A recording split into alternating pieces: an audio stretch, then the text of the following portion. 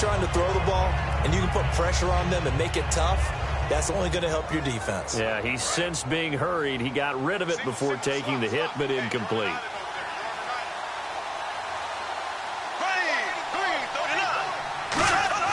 A second down throw for Bradford. And he's got his man on the out route. The reception good for 7.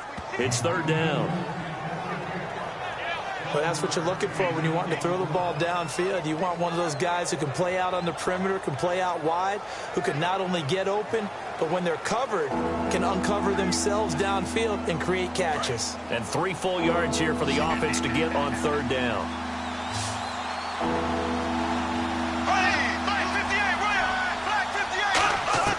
Third and short yardage, Bradford. And this is going to be incomplete. Adrian Peterson was the intended target, and it's 4th and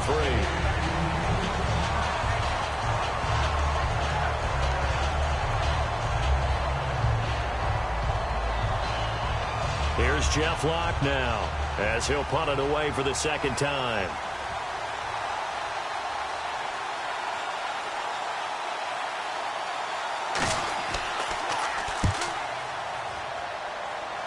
That one sails out of bounds. The side judge will walk it off. And he says it went out of bounds at the 9-yard line. Nice punt.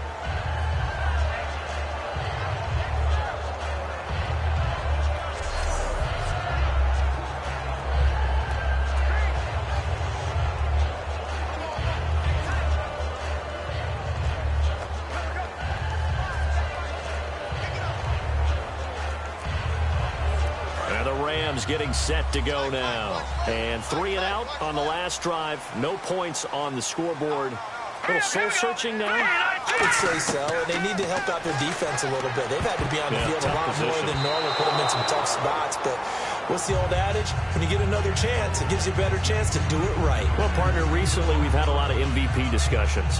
Here's the thing I wanted to ask you. A guy like David Johnson having a great year, but his team's below 500. Should he be able to win the MVP award? Personally, I think so. I think what always hurts a guy like David Johnson in that position is if you have other people having monster years as well.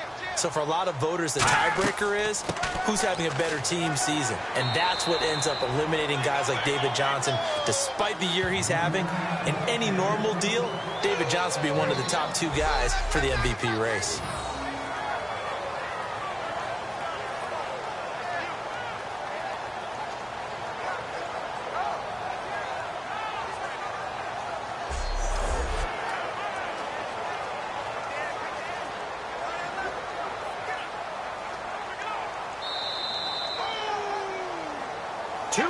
Remain in a scoreless first half. We're back to the City of Angels after this timeout.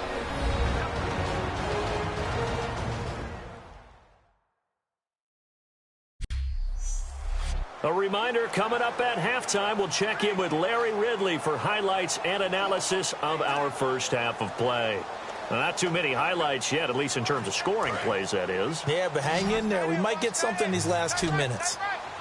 And the Vikings with an extra defender in the secondary on third. Playing coverage here.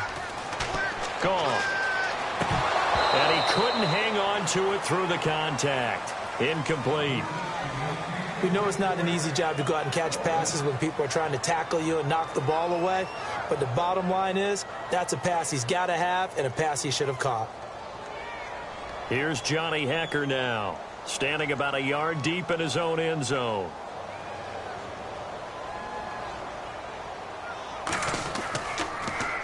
He's been a busy man here in this first half as he gets it away. Sherrills to return it.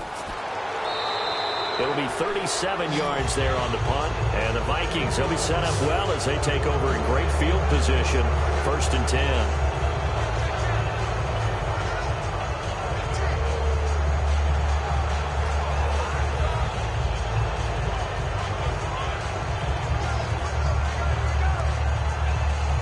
Now the Vikings offense works their way back onto the field. And a tight game after punting last time. See if they can get something going on this drive.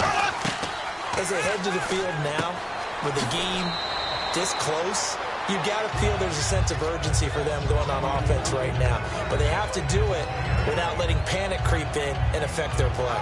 In recent years, the slot receivers really gained stature in the NFL because they can do so many things. Yes, they can line up wide like your normal wide receiver, but to have that kind of courage and toughness to run routes in the middle of the field and become dependable targets for their quarterbacks and move the sticks, those guys are worth their weight in gold. Now a second down throw for Bradford. Throwing over the middle, but it's incomplete. Cordero Patterson, the one he was hoping to get it to. And it's 3rd and short.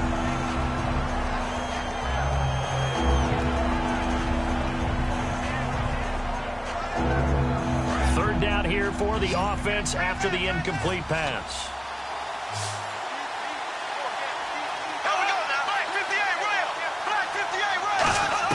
Bradford on 3rd and 2. And he's got Kyle Rudolph. And he will have a first down at about the 21-yard line. A solid gain of 15 yards, and the sticks move. And Brandon, from our time in college football, where receivers weren't running the traditional NFL route tree, one thing they did learn, find open areas, find soft spots, and set up and catch the ball. And I think we just saw that there. Yeah, we saw that indeed, picking up the first. Here we go now. 390. First down, Bradford. His throw caught right around the 6. And eventually brought down, but it's near the 5 at the 6. Now hold everything here. We're going to get a timeout by the offense. It's just their first, so they'll have 2 remaining here before we get to halftime.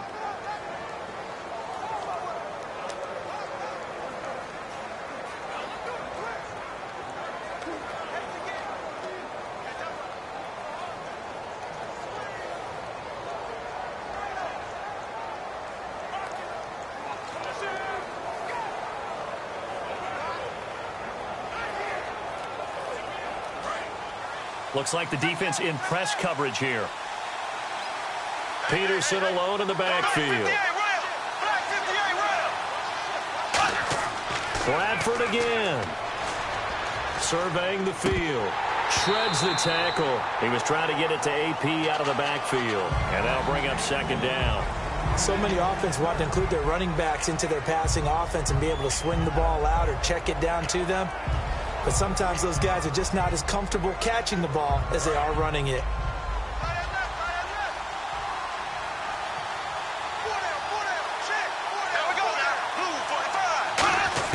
To the air again with Bradford. He's got his man. It's taken in for a Viking touchdown.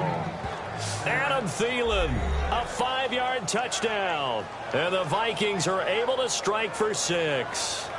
And that touchdown gives them a touchdown lead before they attempt the extra point.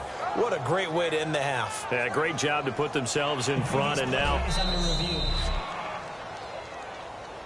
after review of the play, the ruling on the field stands.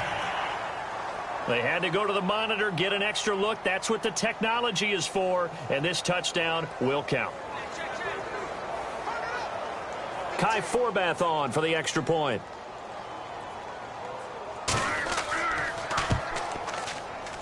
He's got it, and the Vikings take a 7-0 lead. That time a 6-play drive, and it's polished off by a Viking score.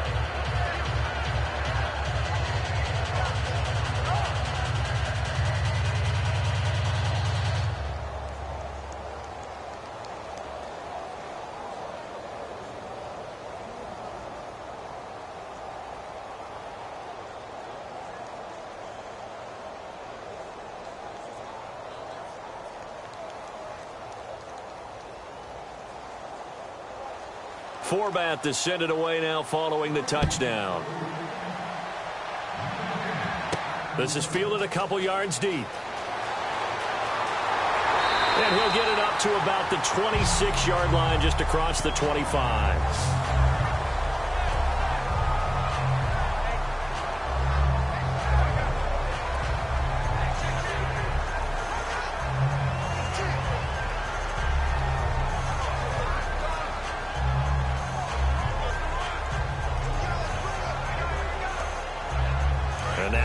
on the field. Here comes Los Angeles. And what do you think goes on here in this situation? If you got the football, you're trailing, you're back in your own territory with just a little time. Do you try something? You're thinking about jump-starting your team, right? You just mentioned it. They're down. They're trying to get back into the game. But you got to figure, if something goes wrong, you may have put yourself in a spot where you may not be able to come back in the second half. Managing risk, this is a big decision here.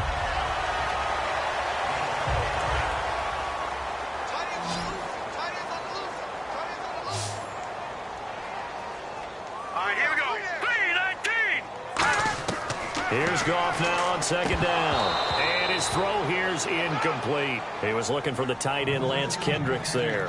And it's third down. Oh, man, for him to be that wide open and drop it. Sometimes you have just too much time on your hands, right? You end up thinking way too much, and your hands get shaky. And, yes, he's a tight end, but that's a catch he should have made.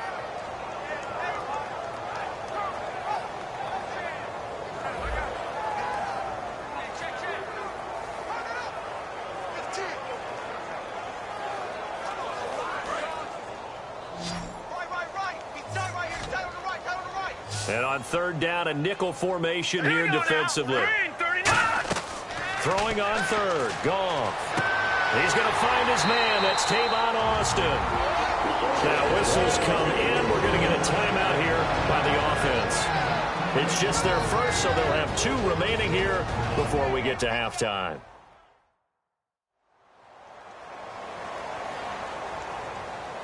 And we are back here. I'm Brandon Gaudin alongside Charles Davis. So the offense takes a timeout.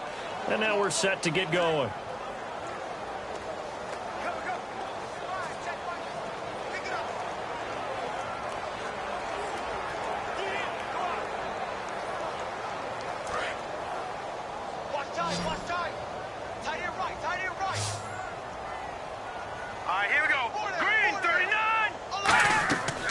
First and 10, Goff. Austin's got it left side. 5 yards on the catch there, brings up second down. Now hold everything here. We're going to get a timeout by the offense.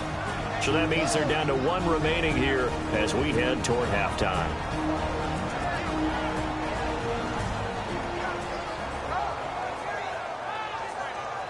And welcome back. The offensive unit, they took the timeout.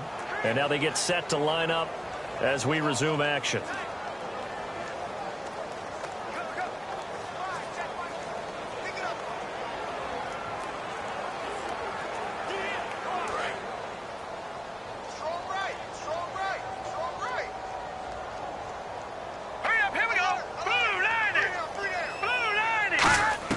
Goff throwing again. Over the middle, he hits Austin. And he'll be taken down across the 50 and the 45 in enemy territory. And they're going to speed things up here. On first down, it's Goff. On the right side, this is Austin with a catch. Now whistles come in. We're going to get a timeout here by the offense. And with halftime on the horizon, they'll be out of timeouts from here forward.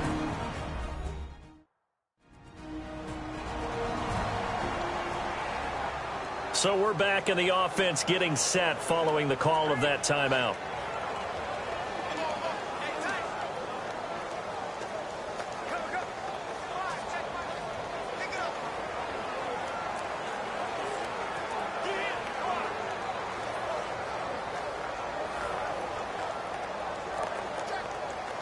So even though it's first down, here's the field goal unit on now to try to get 3 before halftime.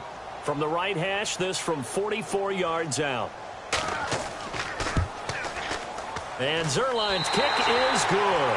And they are on the board, but still trailing. It's 7-3. So a field goal here, they're still down, but they put a dent into that lead before the break. And that's got to feel good because now they've seen that they can put some more points on the board, and that gives them a whole second half to get back to where they want to be, and that's in the lead.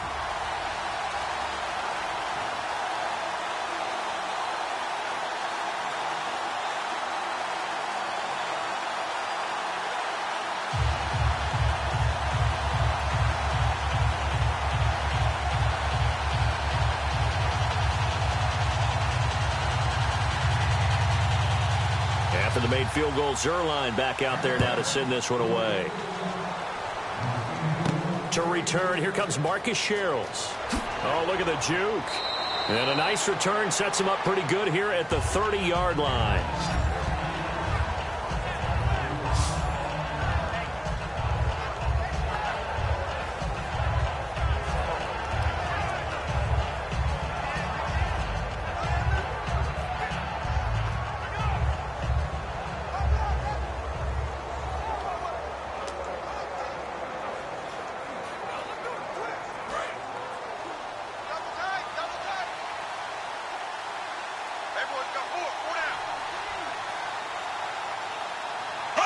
And with time running down, they go down to a knee. So we've reached halftime here in a 4-point game, as we will send you eastward to Orlando and Larry Ridley. He's standing by with our EA Sports halftime report. Take it away, Larry. Hey, Charles, give me water. Jeez, Chuck, they cut off the halftime show again. Quicker than anticipated, ready for the start of the second half.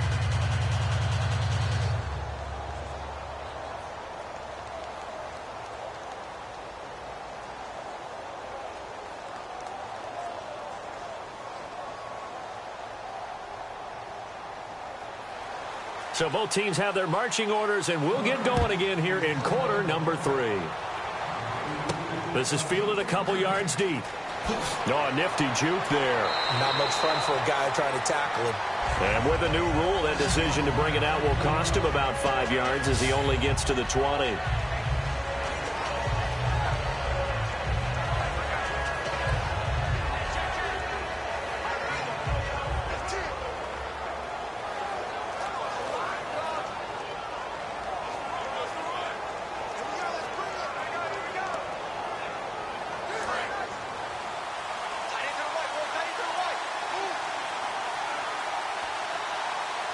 They come out here in the eye.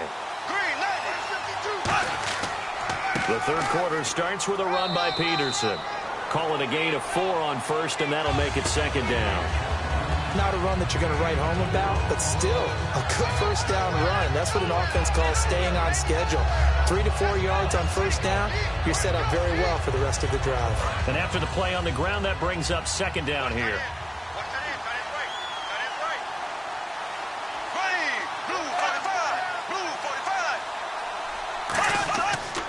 Again, Peterson. And he'll get this one up to the 26. 3 yards on the pickup. That's going to set up an interesting third and about 4 to go. Tough day, tough sledding right there, and it's been that way the entire game. Not a whole lot of room to ramble for him. Yeah, you're right. It's been that way all afternoon. Didn't get a whole lot better there. An extra defensive back in the game now here for 3rd and 4. Bradford from the gun on 3rd down. And incomplete. The contact made the ball roam free and brings up 4th down. A pretty good coverage there, and both of these defenses, they've had good coverage throughout this one. No doubt about it. And in today's NFL, where we're used to a bit more scoring, this feels almost like a well-pitched game in baseball on both sides, where the tension continues to build. Who's going to make the big play?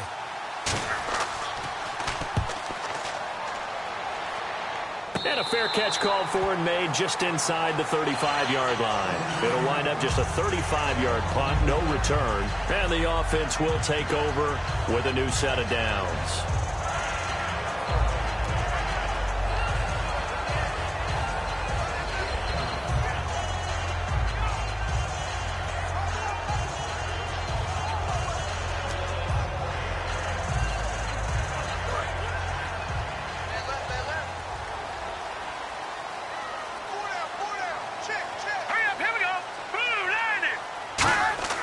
They go play action here on 1st down. Quick hitter here. It's complete. 7 yards, the pickup on the pitch and catch. So much goes into a successful play, doesn't it? How about that play action there? Freezing the defense just enough to bring the tight end free downfield for the completion. 3 yards to go here on 2nd down.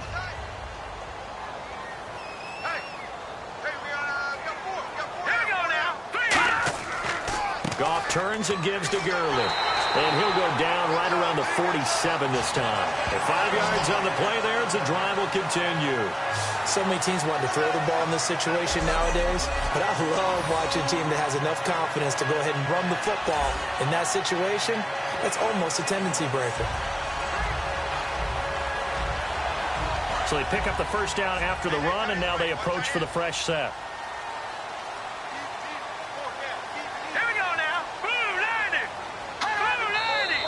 Now whistles and a flag down. I think one of the Rams linemen might have moved. False start, offense.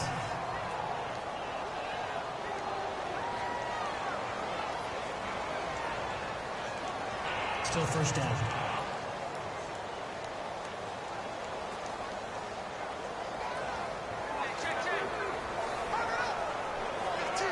First and 15 here behind the chains.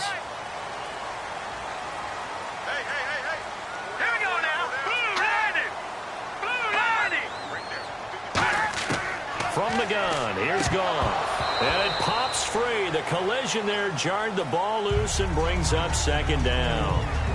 All right, as we sit here right now, let's look after Week 15 teams that are in. Seahawks clinching NFC West, NFC East Cowboys in, AFC West Raiders, and then, of course, the Patriots out of the AFC East. Who do you like? I tell you what, it's still hard for me to go against the Patriots. Even though we know that Gronk won't play throughout the playoffs, they know how to adjust better than any team in football. But Dallas, I know people want to find a way to knock them out of this deal.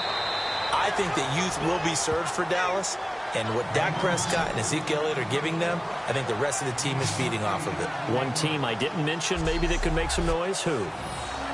I would say Green Bay, because they still have a chance to win the NFC North in a showdown possibly with Detroit in the final week of the season. And the offense needs 7 out of this play on third down. Here we go. From the 50, it's Goff. And he will find his man. It's Kenny Brett. That one goes for 24 yards. When I watched Jared Goff on tape at Cal, I saw a guy who wasn't just a dart thrower. You know, a lot of people said, he's perfect for the West Coast offense. I always thought he could do a little bit more, and that was the reason why. He can push it downfield. He has a good, strong arm.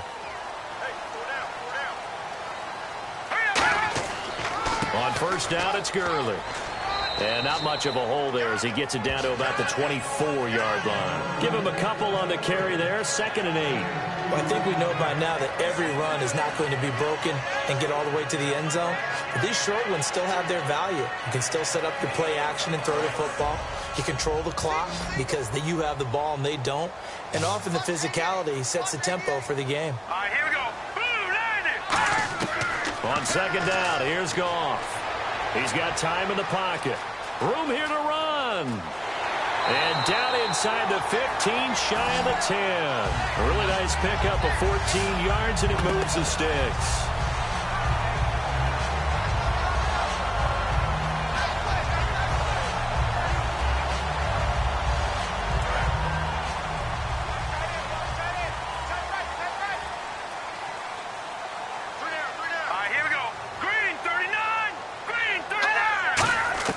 Goff on first down. And he just throws this one away. Smart decision here this close to the end zone, and it brings up second down. I hope I don't sound too rah-rah on that one, but that's the exact right throw. Either your receiver gets it or no one gets it. Give him a lot of credit for being really precise with it. Got rid of it. No one got it.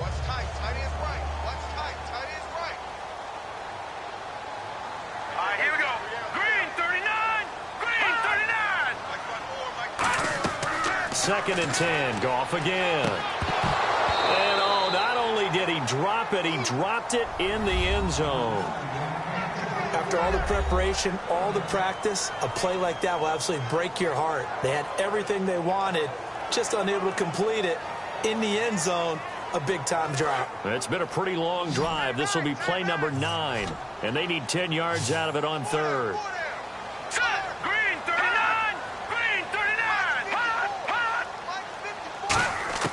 Throwing on third, Goff. And that will be incomplete as well. The intended receiver, Tavon Austin. And that brings up fourth down.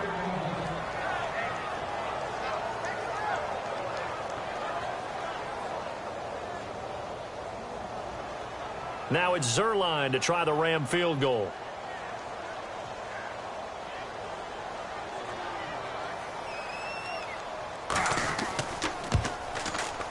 And Zerline's kick is good. And they'll get it back within a point at 7-6. A decent drive there to start the third quarter. They only salvaged 3 out of it, but they do inch a bit closer. Yeah, still lots of time to go in this one. Take the points, move on, and let your defense try to get the ball back.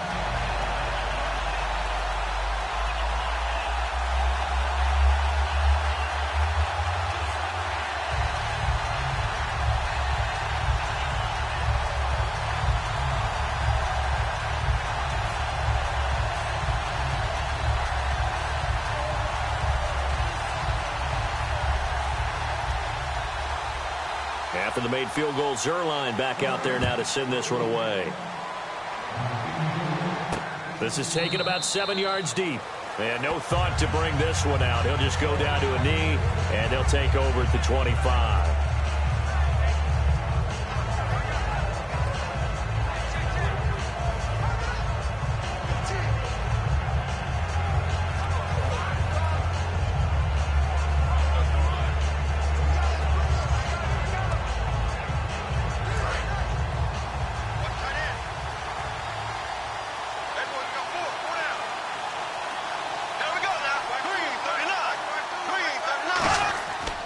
They start the drive with Peterson. And they're able to get this one across the 35. That one goes for 13 yards, and it moves the sticks. Sometimes it's hard to believe, but there are times this game is about patience, isn't it? Has had the game he expected, but that run there, that may get him going. I was just going to say, maybe that gives him a little juice, because you're right, he struggled, especially in that first half. Yeah, and I know the great ones always think to themselves, just hang in there. I'm just one big carry away from busting this open. That's a good start for him.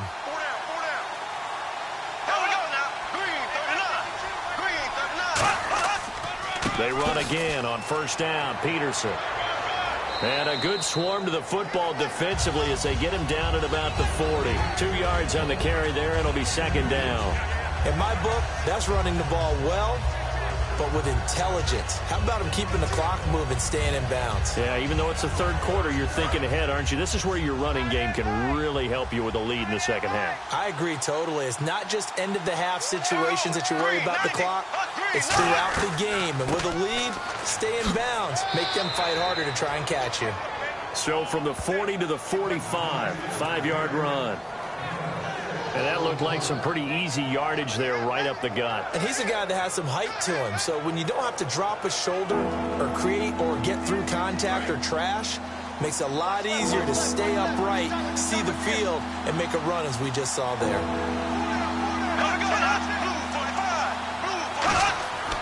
They'll run it. Here's Peterson. And Peterson, what happened? He lost the football. And they take over. They'll set up shop at the 46-yard line. The psychology of the game never ceases to amaze me because you would think there would never be a fumble from what we hear from coaches all the time, right? And how much they practice not fumbling. Practice it, preach it, talk about it all the time. You would think no one would ever turn it over. Yet they are humans out there running around, and we just saw another one. Opportunistic by the defense. Here we go now. Green, 39. Green. Time to establish the run game here. Gurley, 2 yards on the pickup there. It'll be 2nd and 8. Partner, you know I love to point out when teams break tendency and do something a little bit different from the norm. But when you run the ball in the first play of the drive, that's not a tendency breaker at all. That's just trying to establish yourself as you move forward. Trying to get one more in here before the quarter breaks. Back now in Los Angeles. And we've got a dandy here. A 1-point game as we begin the fourth.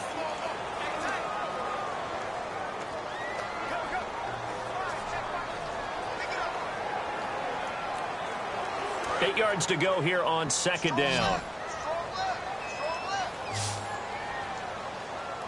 Here we go now. 3-19. 3-19. Here's Goff now on second down. On the right side, this is Austin with a catch. Touchdown, LA! Tavon Austin, 44 yards. And the Rams have taken the lead here in the fourth.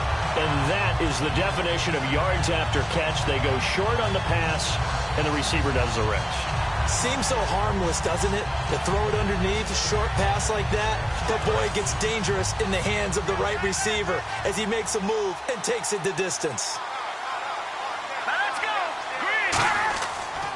They'll try and push it in with Gurley. And he is not going to make it. So they won't be able to move this lead up to a touchdown as it'll remain a 5-point ball game. Defensively, certainly not fooled there. Play started at the 2, and he was tackled at the 2. That has to feel good for them. Not happy about having given up the touchdown, but stopping the 2-point conversion gives them a little bit of a lift as they head to the bench.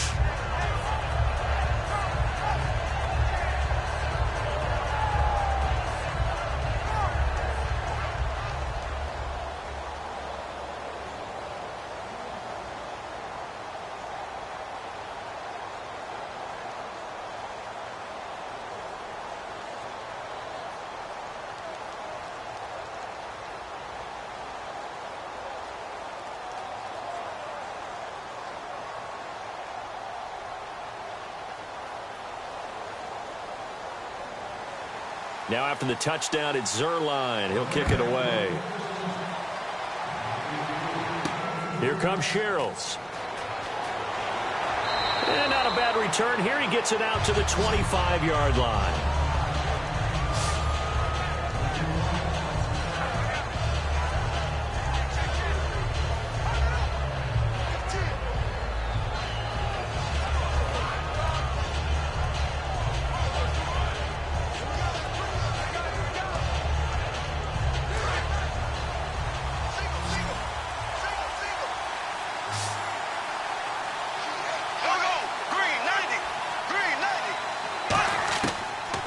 Now to throw on first down. And Rudolph has it left side. And he's finally taken down, but not before getting across midfield and across the 45-yard line. Now that play will end up on the highlights, and you'll see it all over the place. But what you won't see, the offensive line that bought the extra time, that allowed for the big completion downfield, those guys made that play possible.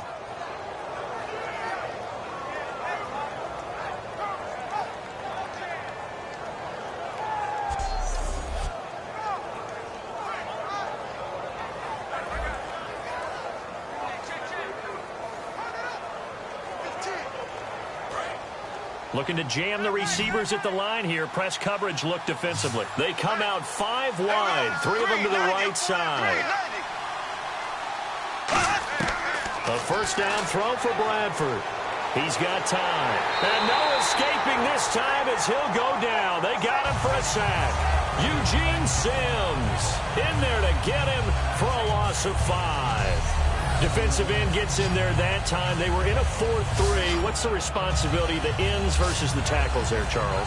Well, most of the time when you talk about the ends, they're your pass rushers. They're the guys that you turn loose to try and get to the guy who's going to throw the football. The tackles, usually more of the run-stuffing variety. But the way this game is advanced, you're wanting a little bit of everything out of all of your guys. But let's just go ahead and break it down and make it simple.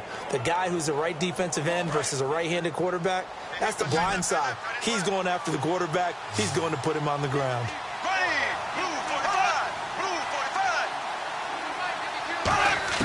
Second down, Bradford. And this will be incomplete. If you're a defender, one of the fun things about playing zone defenses, especially in today's football, is that it's not as static as it was in the good old days, meaning you just drop to a point and react into the football. Now you end up with a lot of man-to-man principles once you get into your zone defense. In other words, get to your assignment and then locate a guy coming into your area, and then you end up covering him almost man for man. That allows him to make more plays on the football like the one we just saw there. Bradford. And that is incomplete.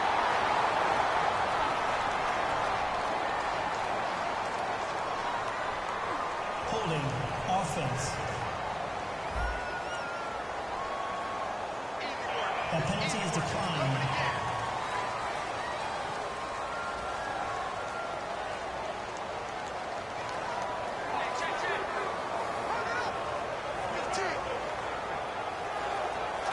Here's Jeff Locke now, as he'll punt it away for the 4th time today.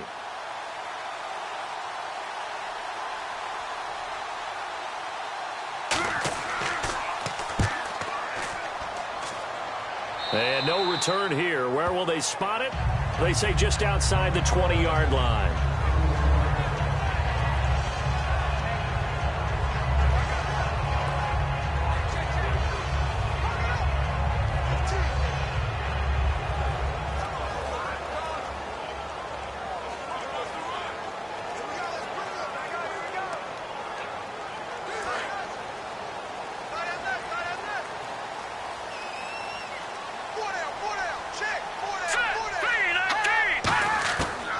First down throw, gone. They'll throw underneath for Gurley. And this one will go to the 28-yard line. Give him 7 on the play, and it'll bring up a 2nd down. Everyone's got to be able to catch the football. Doesn't matter what position you play, but if you're on offense, be aware a ball may come your way.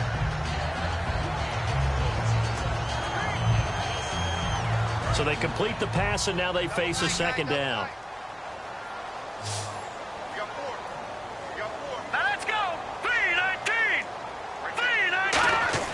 The throw on 2nd down is gone. Deep drop, looking deep downfield.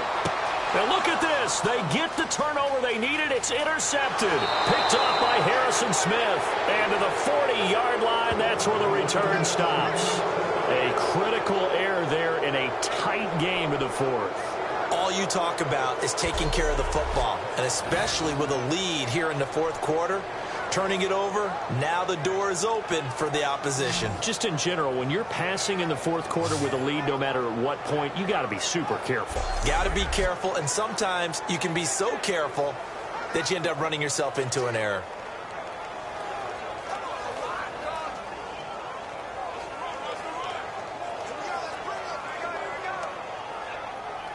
And a great spot to start this drive from here.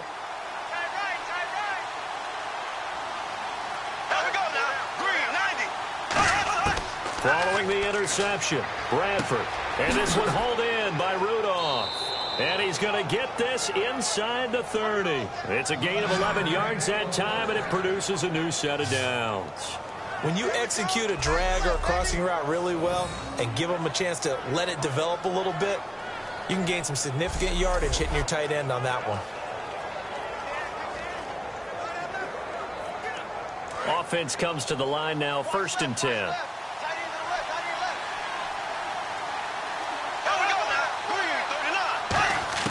First down, Bradford.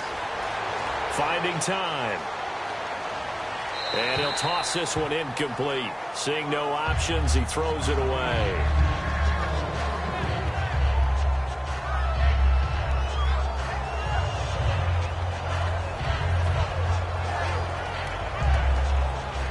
Second down following the incompletion.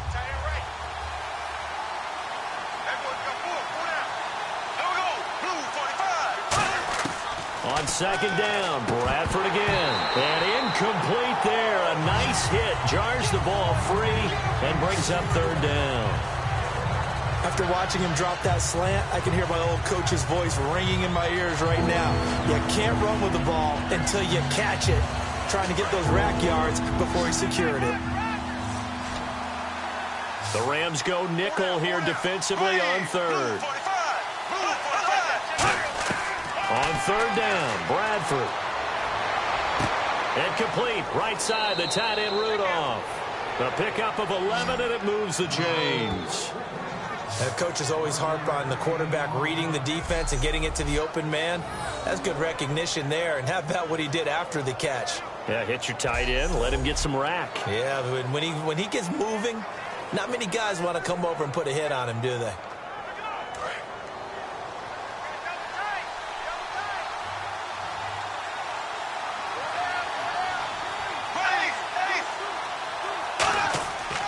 First down, here's a run with Peterson. And they go the wrong way here. Knocked back to the 20. That's going to go as a loss of 2, and it'll be 2nd down. Well, in that play, the expression, don't blink, you might miss something, certainly applied. That was fast. Defense diagnosed the play, and it was over in a heartbeat. And on the outside, they're playing press coverage.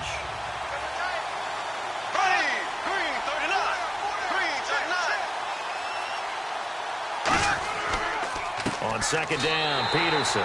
Call that a loss of 5 yards on the play.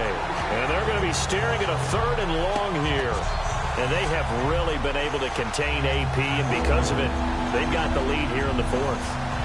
And they've done a really nice job in this game. A lot of group tackling. Rare that one guy gets him on the ground consistently. They've done an excellent job of containing him in this game.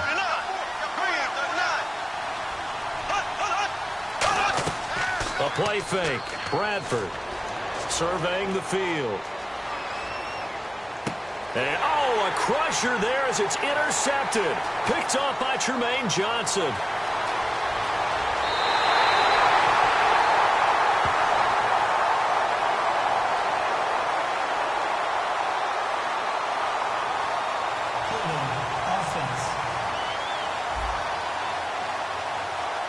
It's one of those ones that is so hard to judge, but defensive holding there, that's what the referee saw.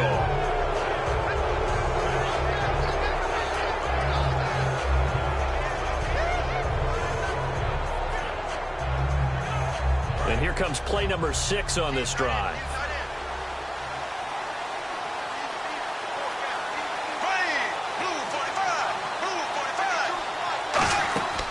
They'll run it now out of the gun.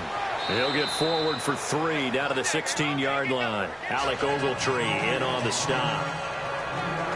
We always like to talk about defense in terms of levels. First-level defensive line, second-level linebackers, third-level defensive backs. On that run, that was what we call a first-level run, and it was stopped by a second-level player. Time for a break. We'll come back for the electrifying conclusion after this.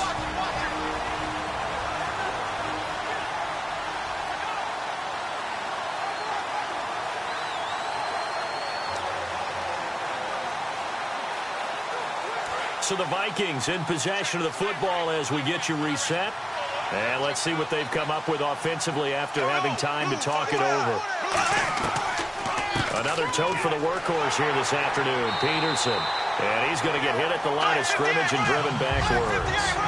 And they'll lose a yard that time, and that's going to lead to a 3rd down. They'll look to throw. And probably the wise decision there. No one open. He just throws it away. And that keeps the field goal on the table as it's 4th down. Well, any caused incompletion is good for a defense. But when you add to it that you get a little hit on the quarterback, knock him to the ground, make him think a little bit, hopefully knock him off his game, especially in a game of this magnitude, this tight in the 4th quarter, got to feel pretty good as a defense. And Forbath will put this one through, and the drive will wind up yielding 3.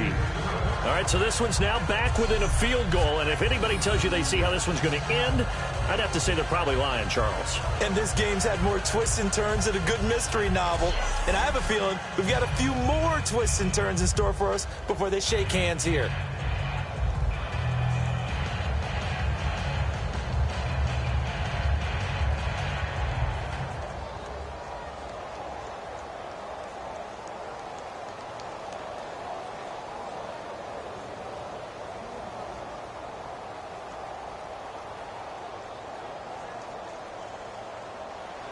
Forbath now to kick it away after the made field goal. He'll bring it back to just about the 25, call it the 24-yard line.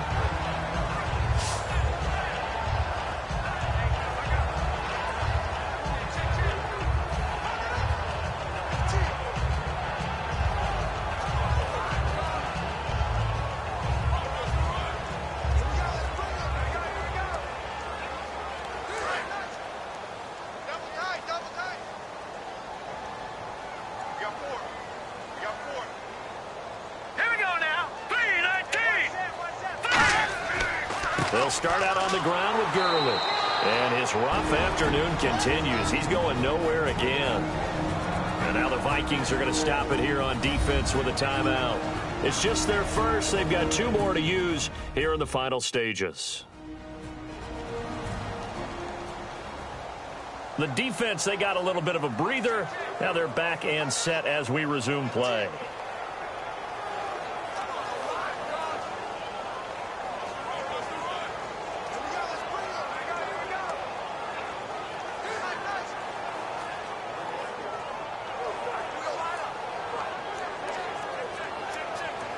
Offense still needing 10 yards. Second down.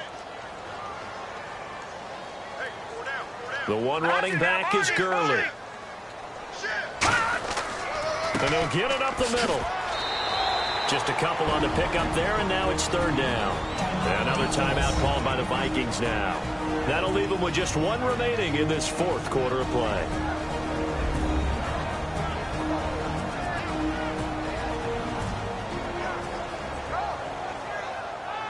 And now following that timeout, the defense back out onto the field.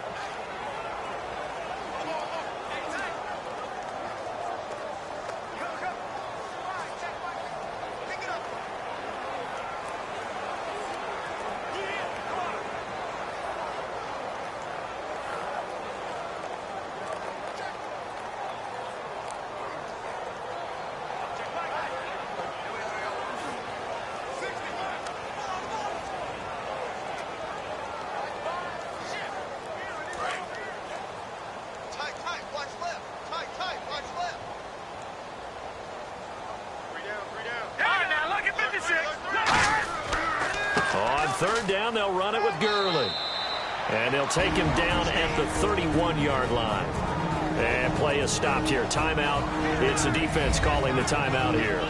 It'll be their third and final timeout, so as they talk things over, we'll step aside.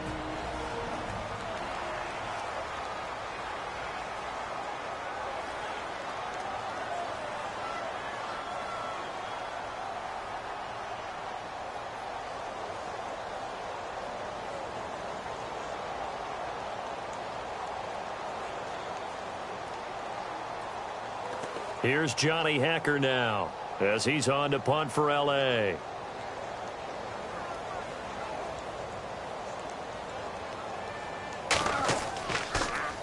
He's averaging just under 50 yards a punt as he gets this away. Pulled in at the 24. Nice job bringing that one back. 14 on the return. And it'll be Viking football here as they take possession.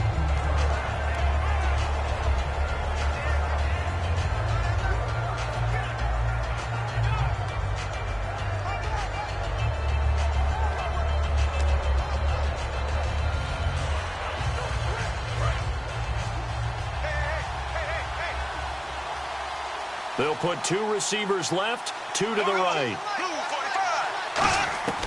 He's back to throw. And he just gets rid of it. Throws it away. A wise move there. Looked like nobody open. Now second down. Well, that plays a statistic that's going to go on the defensive team stat sheet. Won't necessarily reflect in ours, right, the overall game sheet. But you and I know that they keep count on pressures, hits on quarterbacks, all those things, hoping to increase that throughout the game. And here we are in the fourth quarter, and they got a big one. Yeah, such a close game, a very big one. Back to throw. Throwing for his running back, and he's got him complete. That one good for 16, and the drive will continue.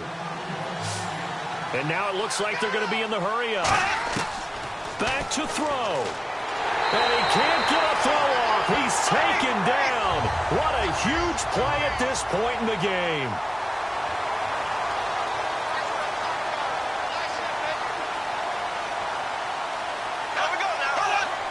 And with just over 40 seconds now remaining, he gets up and spikes it.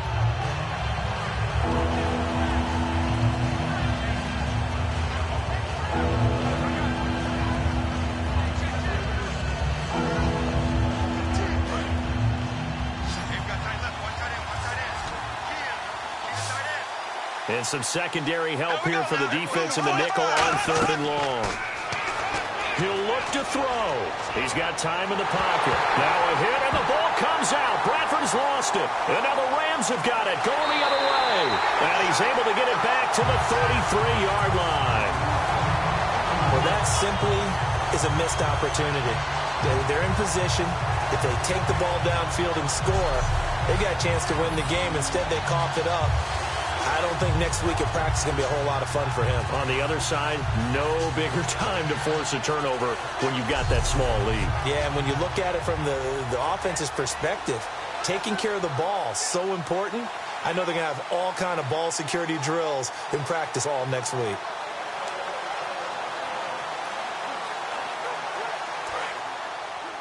Double tight, guys, double tight.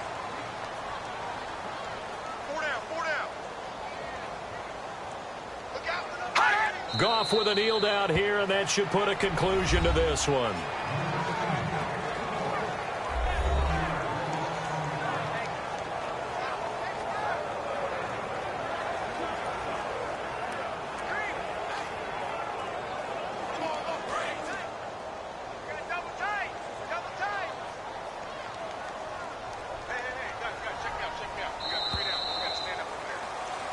And Charles, I think when the schedule comes out, all teams, no matter where they're predicted to finish, talk about protecting your home turf. They were able to do that here in this one. Similar to a tennis match, right? Not letting them break your serve. That way you hold on to it.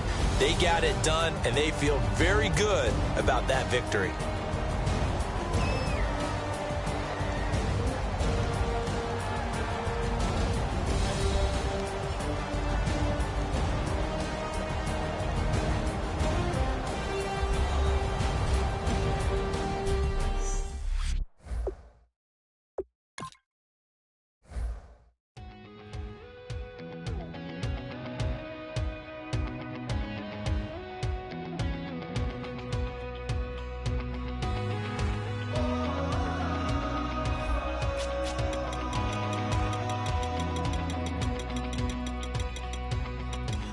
Tonight we ain't going out, so we invited everybody.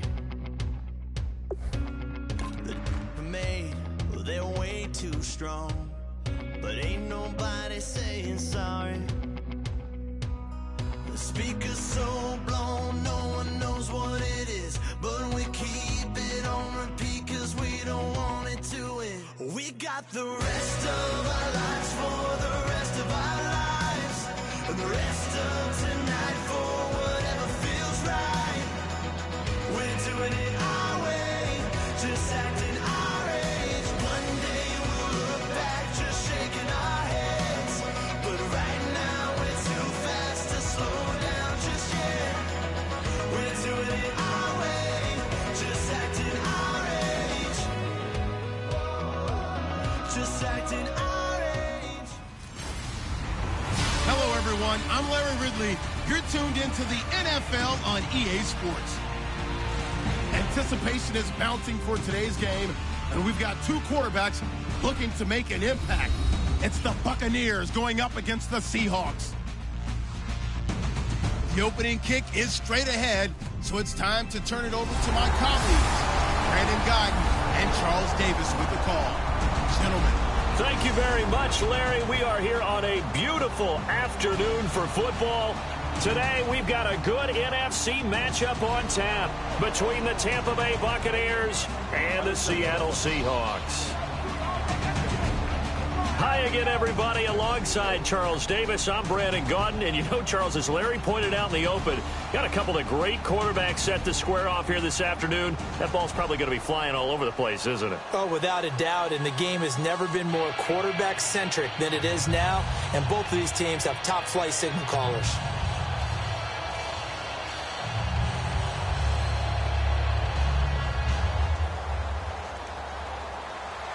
Two teams that came into the NFL together back in 1976. The Seahawks and Bucs are underway. That's fielded in the end zone. And a couple yards deep, he'll go to a knee. He won't return it. And they'll take it out to the 25. And there's Jameis Winston and these Tampa Bay Bucs. Their loss to Dallas Week 15. First for them since November 3rd. Now, you've seen Jameis Winston up close this year. You've looked at him on tape. Compare last year to this season for him. I've seen tremendous growth in him as a quarterback. And up until this game against Dallas, he had done a really nice job over the last 5-6 games of taking care of the football, not putting it in harm's way. Game against Dallas, it reared its ugly head again. 3 interceptions in that one. But overall, I'm seeing a guy who's growing as a quarterback. And now movement here right away. Maybe a sign of things to come with this crowd. False start, offense.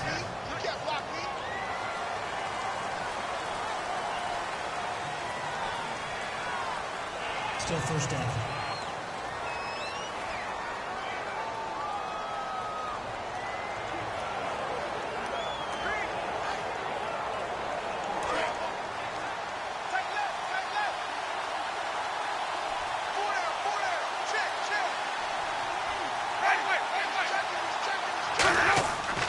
Winston gives to the tailback, Martin. And this defense feeling the encouragement. They stop him at the line of scrimmage on the first play of the afternoon. Here's the offense, and highlighted as a guy who gave himself his own nickname, the Dugginator. Brandon, you really can't nickname yourself, but if he keeps running at this level, he'll have plenty of good nicknames to choose from. So the defense has put them in a tough spot. It's 2nd and long.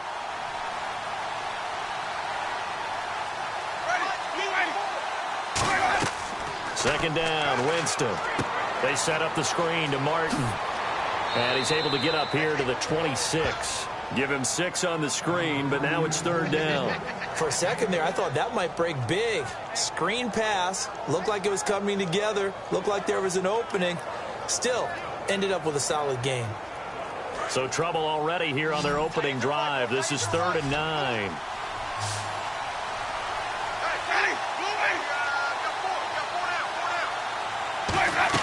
The play fake to Sims. Now Winston. He's got time. He's going to sling this deep downfield. He's got a man. Complete. And he's finally taken down, but not before getting across midfield and across the 45-yard line. Holding. Defense. Well, they have the yards anyway, so they're going to decline the penalty.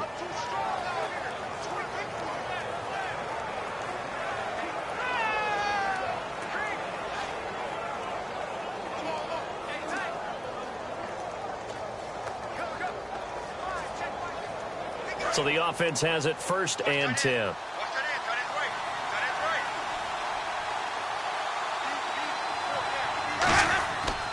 Following the penalty, Martin. And he'll be brought down at about the 42. Give him a couple on the carry there, 2nd and 8. And a look at Seattle's defense. When Bobby Wagner's career is said and done, people are going to look back and say he was an absolute steal in the NFL draft. A Pro Bowl player for any team.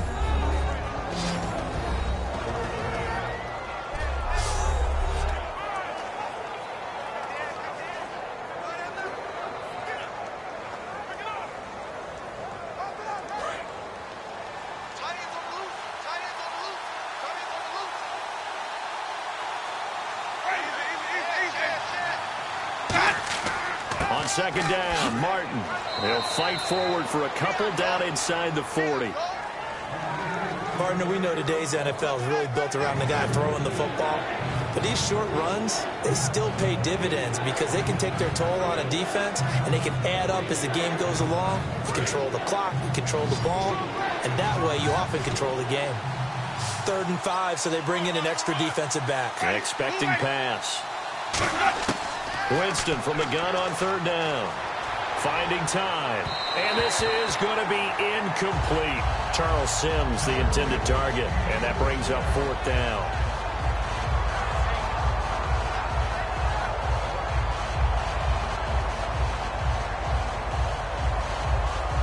So now they're going to send out the field goal unit to, as they say, fire away from long distance. This will be from 56 yards out. And he'll try and throw here on the fake. And that's caught by Smith.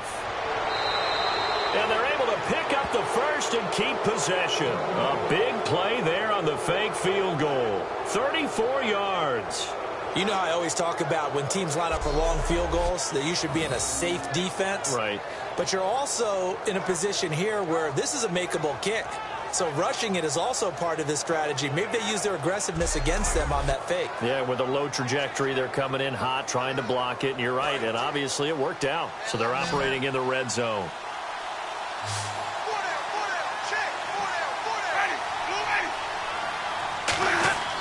Jameis to throw it. And he just throws this one away. Smart decision here this close to the end zone, and it brings up second down.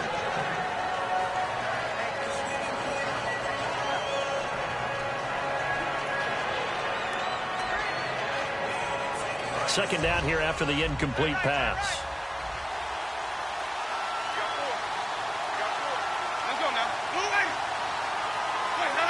So it looks like somebody may have forgotten the snap count, and a 5-yard penalty ensues. False start, offense.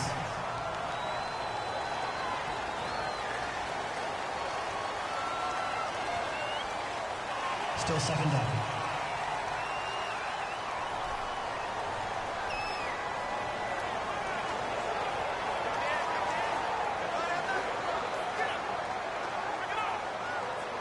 And on 2nd and 10 now.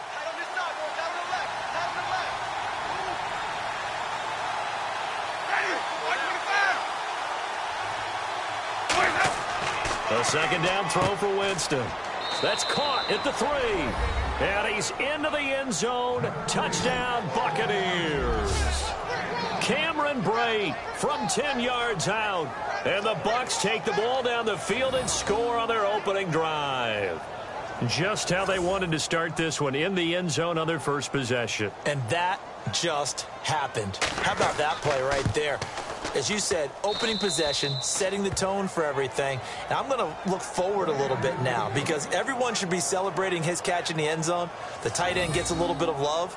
But if you're a receiver on the team, you should be thinking to yourself, boy, oh boy, things are going to open up the rest of the game if they have to focus on him as well.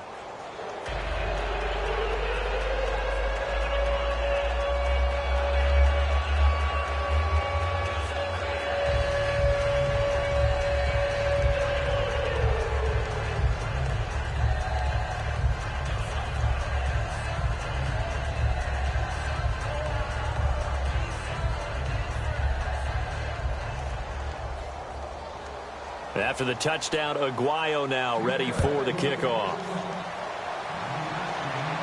This fielded at the 2. And a good return as he'll be stopped just shy of the 30-yard line. And leading the charge here for the Seahawks as they take the field, Russell Wilson. Easy dismantling of the Rams back in Week 15. Hold a second. Forget that. I've got to go back to last week. What'd you think of the uniform? The action green, as they called it. You know, people were killing those uniforms. I didn't think they were awful, but it wasn't their best look. Let's say that. Let me give you a quick piece of trivia on that. Okay. The jersey has been worn before by Seattle. They wore it against Chicago, 2009-2010 season, somewhere in that area.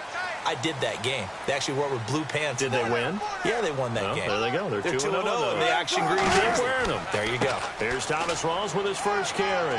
And he'll slip his way up across the 30 to the 32. Give him 3 on first down. It'll set up a 2nd and 7. Here's the offense. Certainly some threats on this offense, and one of them that they target is Doug Baldwin. Not only does he do a nice job catching the ball downfield, he's also a tremendous blocker that helps unleash the running game.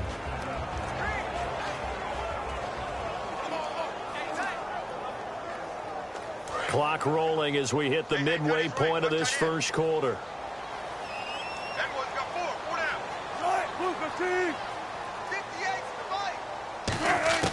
Now Wilson on 2nd down. Surveying the field. Complete outright to Kurz. It's a pickup of 16 there, and it'll lead to a new set of downs. Of course, the catch was nice, but how about what happened after?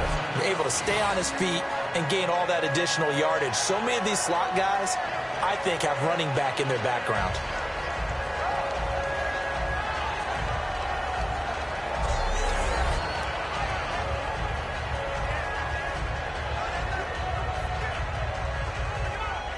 First down and 10 now for the offensive group.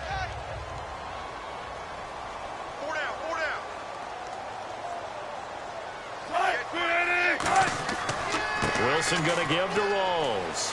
And he stopped immediately there. No gain on the play there. 2nd down. The starting 11 defensively for Tampa Bay. Brent Grimes is one of those cornerbacks who was overlooked coming out of college and plays each and every game with a chip on his shoulder.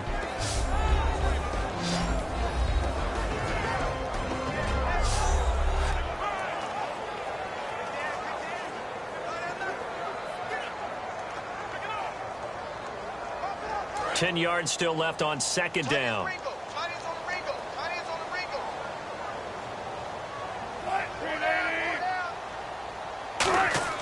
On second down, here's Wilson. He's going to flip that out to the flat. It's complete. And he'll take it down shy of the 45 at the 46. It's a gain of 5 on the play. And just like that, it's third down. And at his size, he's a smaller back. You can get him to football. He can kind of get lost, make someone miss. It's good for him. Yeah, it's great for him. I like what you said there. Sometimes he gets lost in the traffic a little bit, but get him out in the open field into some space. That plays to his strengths the best and keeps him out of it where all the big boys are, you know, make someone miss in the open field. Baldwin with it over the middle. They stop him for only 3 that time, and that'll bring up fourth down. So much about offense is what you call hidden yardage. You know, you throw the ball to someone, they catch it, and then they can make a big play. You know, they create a play, run after catch. They did a really nice job there of limiting that and keeping him from a first down. Yeah, stopped him in his tracks. So on fourth down, here's the Canadian-born punter John Ryan to kick it away for Seattle.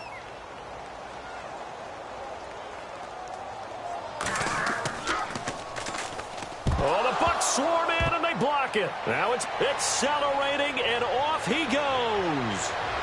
And he will score. Touchdown, Tampa Bay. Partner, as you well know, every block punt wasn't necessarily a called block. Sometimes the guy just finds his way back there. Doesn't matter. The play happens, and that one turned into 6 points because they handled it so well after the block.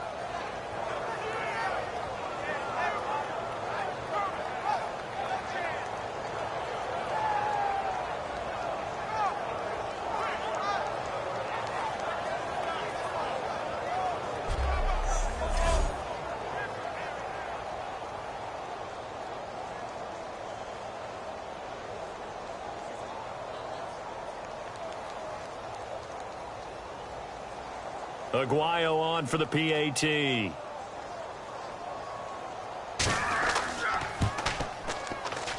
And it's good to make it 14-0. Well, not only did they block it, the awareness to go and grab it and then take it into the end zone for 6 points.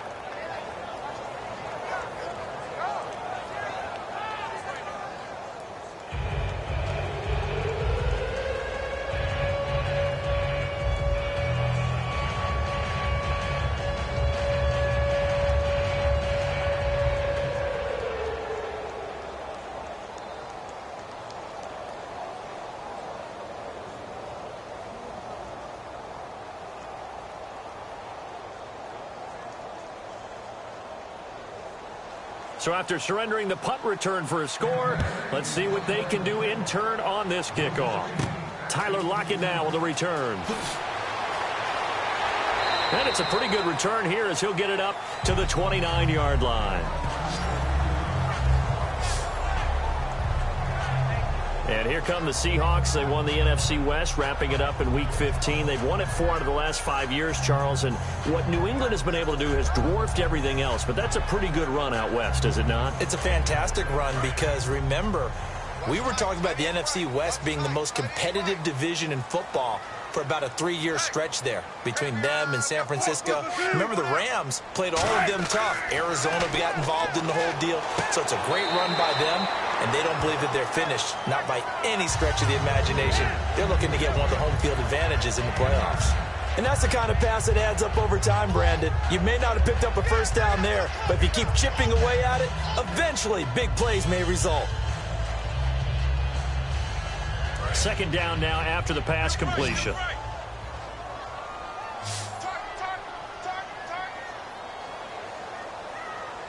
Two receivers left, one to the right. Here's Wilson to throw. Drops it underneath for Rawls. And he'll get it out a couple yards shy of midfield at the 48. It's a 10-yard pickup, and it moves the chains. We always talk about having to read defenses and how complicated that is. Well, this was an excellent read. Read the pressure and got rid of the football before it even got to him for a nice game. And when they're blitzing like that, running back usually a good spot to go with the football? Without a doubt, because he's right in your sight line or he's near you. So you're able to just get it to him easily. And once he gets in space, that's usually a good matchup for him. They go play action here on first down. He's going to air one out. This is caught at the 20. It's a pickup of 33 yards. And that'll be good for a Seattle first down. A great job pulling that one in from a guy, as we know, who can really blaze. He's got a lot of speed. And that speed can work for him so many different ways. Sometimes he just takes off and goes and just runs past people. Sometimes you get people to back off so far that you can catch everything underneath.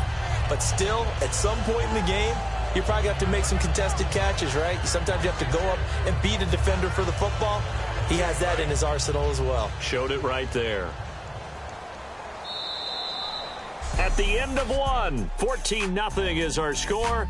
Alongside my broadcast partner, Charles Davis, Brandon Gaudin hits the Seahawks with a football to begin quarter number 2. And they're on the move here. They've got it 1st and 10.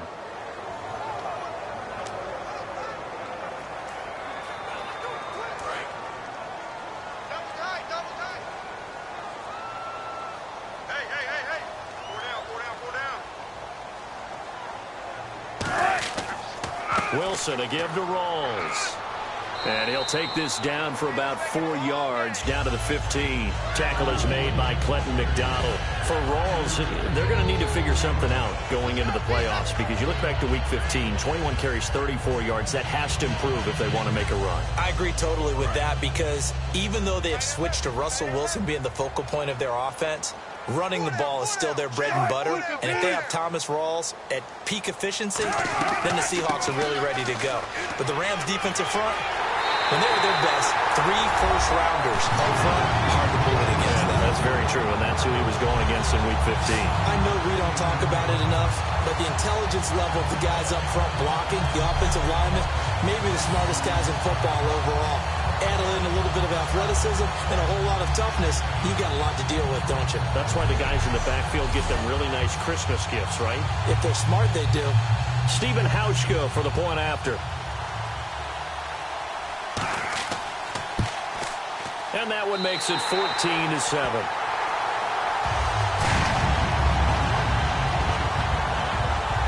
The drive summary that time, 5 plays. And it's Thomas Rawls who finishes it off with a touchdown run.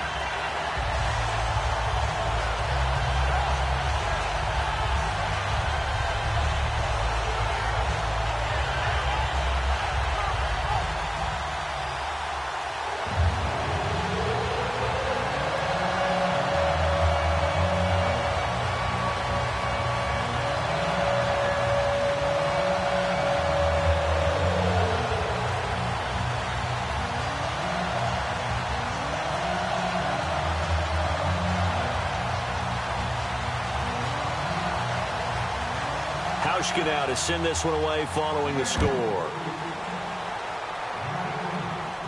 On the return now, it's Josh Huff. And a nice return sets him up pretty good here at the 30-yard line. And the Seahawks defense heads back out there now. And they gave up a touchdown last drive. You kind of need to hit the reset button after every touchdown given up, Charles. I love that. And the way that you phrased it is perfect, because from series to series, you can reset how the game is going to go. If you gave up a touchdown before, it doesn't mean you have to do it again.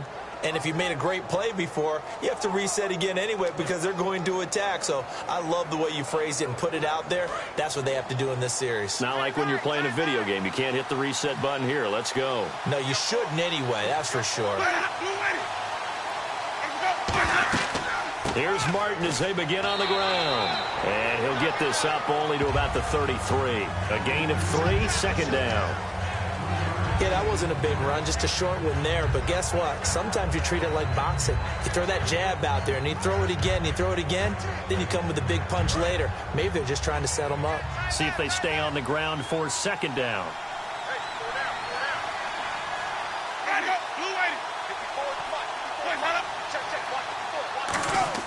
Now Jameis on second down.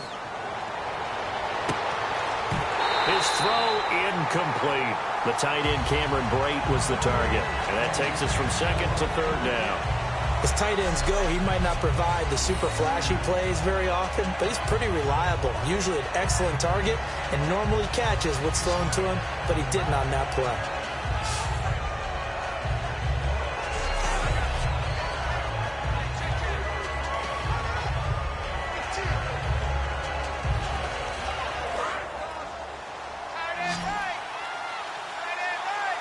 A nickel look by Seattle on third down. Yep, 5 defensive backs now.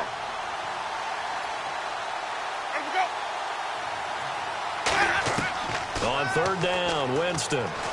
He's got time in the pocket, and that is incomplete. The intended receiver that time, Adam Humphries. Now fourth down. There's so much precision in an offense, especially when you're throwing the ball. And in an out route, plenty of it. How about the quarterback hitting his back foot, ball's out of his hands, receiver making his break, making his cut. He's got to time up perfectly. Not always easy to do. Just let him a little too much. Yeah, I remember back in the good old days, I was talking to a quarterback, and he said everything they did was on the count system. So when he took a snap, he counted in his head for certain routes, different time frames for each one, and he knew if the ball wasn't out of his hand at that point, he'd better eat it because the play was dead. The Buccaneers defense, we watch them get set to go. And in a tight ball game like this, the defense looking for a stop. You kind of, whether you're the offense or the defense, you don't want to be the one to screw this thing up. No, not at all. And right now, you've got to figure that the offense is thinking to themselves, if you just get us the ball, we'll make things happen for you. Just help us out a little bit. And that's what the defense has to have in mind as they trot out here for this series. Yeah, right now, the offense on the sideline. Can the defense do it?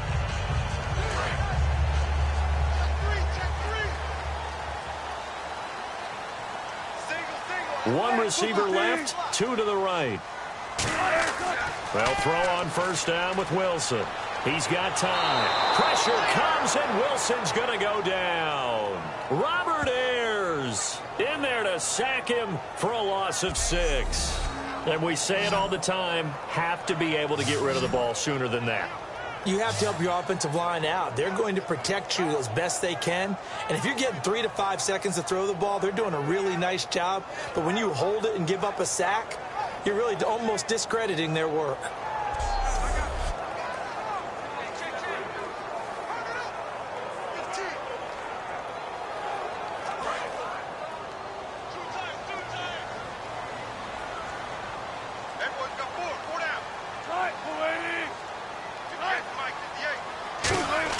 On second down, Wilson throwing over the middle, and it's incomplete. He was looking for Thomas Rawls there, and now it's third down.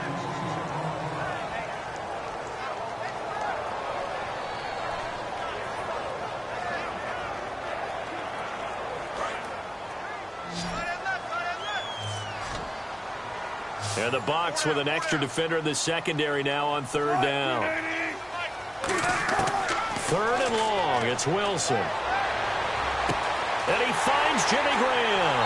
And all the way down to the 40-yard line. It's a big play there for Seattle. 45 yards. There will always be a place for methodically marching the ball downfield. But when you can pick it up in big chunks and strike like that, have explosive plays, that's often the difference in winning and losing. Those types of plays that can knock a defense off balance, that'll drive a team towards a victory. Now a play fake here on first down. The grab made by Curse over the middle.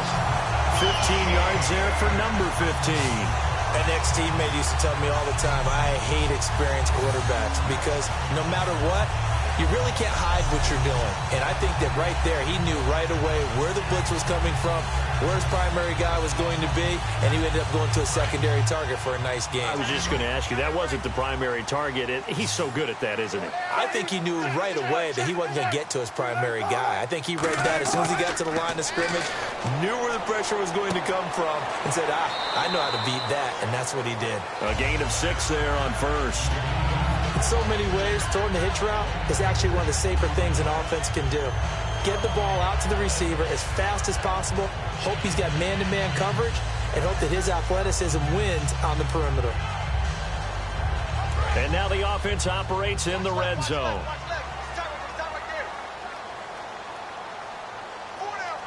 Rawls, the lone man in the backfield. And he'll get it up the middle. And he'll get him inside the 15 down to the 14-yard line. It's a pickup of 6 and good enough to move the chains. And that's a nice pickup of a first down on that second down run. And at that yardage gained, they can run that play on any down.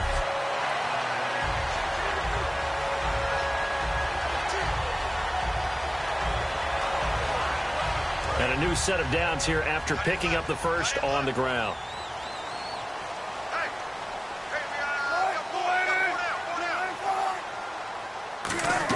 Back to the ground on first. Again, it's Rawls. 3 yards on the pickup there, and it'll be second down.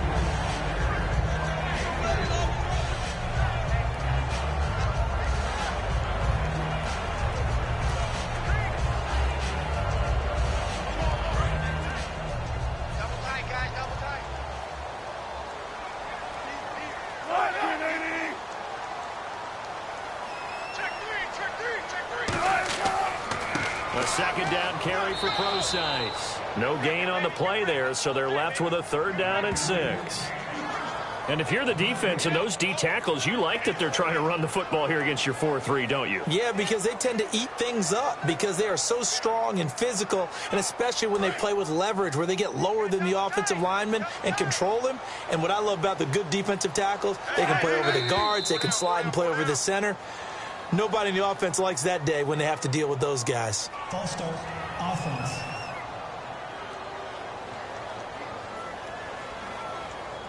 Still 3rd down.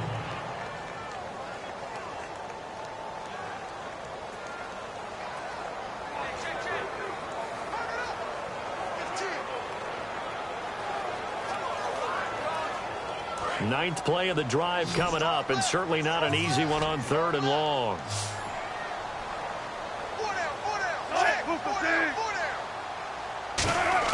On 3rd down, Wilson. His throw caught right around the 6. And he's able to work it here to the 8-yard line. A minute 57 to go in this first half. Back to CenturyLink Field after this.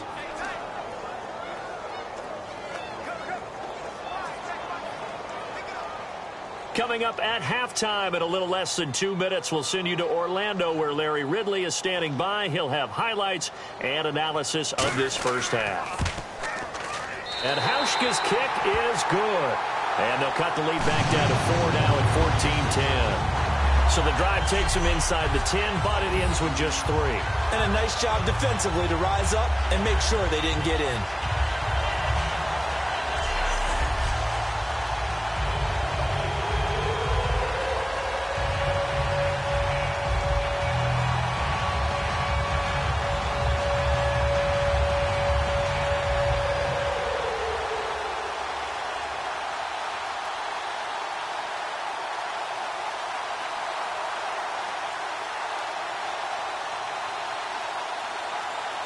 Now after the made field goal, Hauschka back out onto the field to kick it away.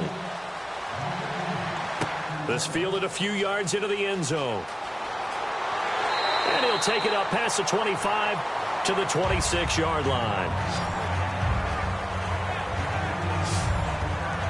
We focus our attention on the Seahawks defense now. They're just looking to duplicate what they did last time, force the 3-and-out, and that led to a field goal. The only thing better, really, is creating a turnover. 3-and-out, get off the field, feel good about yourself, turn the ball over to your offense, and they put the ball through the post with a field goal. They're probably pretty well rested after that 3-and-out, too. One would think. That's how you get it done. Create the 3-and-outs, get to the bench, get your rest, and hope your offense can control the game. I got a left. Single. Let's go now. Blue lady. Right there. 54. Winston now to throw on first down. He couldn't quite hold it. Got hit.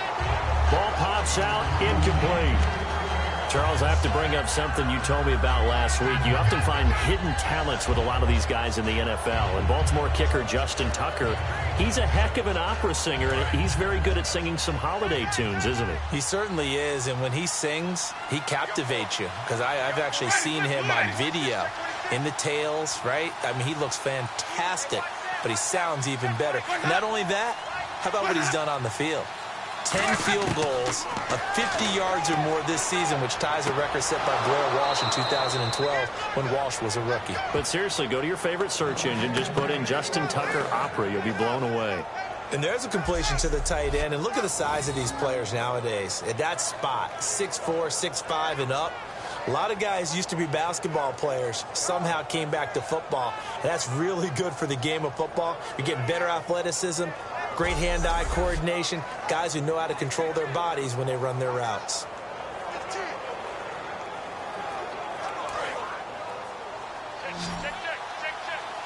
One receiver left, 3 to the right. On 1st and 10, Winston. It's caught by Mike Evans. Give him 10 yards on the pickup, and that'll bring up a second and just about a few inches here. Evans top 5 in receiving yardage in the NFL at over 1,000 yards each of his first 3 seasons in the league. Love his catch radius. You know, it's one of those buzzwords and buzz phrases that people like to use in the league. But think about his 6'5" height, and now spread that out about throwing that ball up in the air.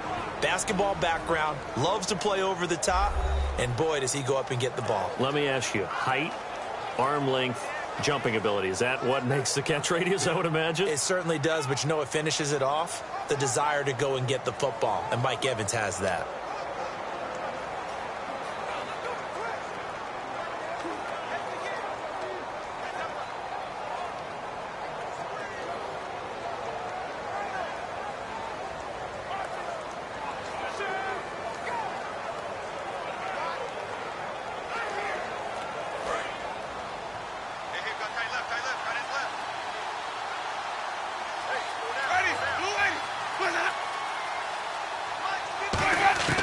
To the air again with Winston. And Brate, the tight end's got it.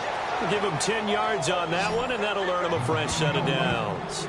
And now the passing game here in the second quarter starting to heat up a little bit.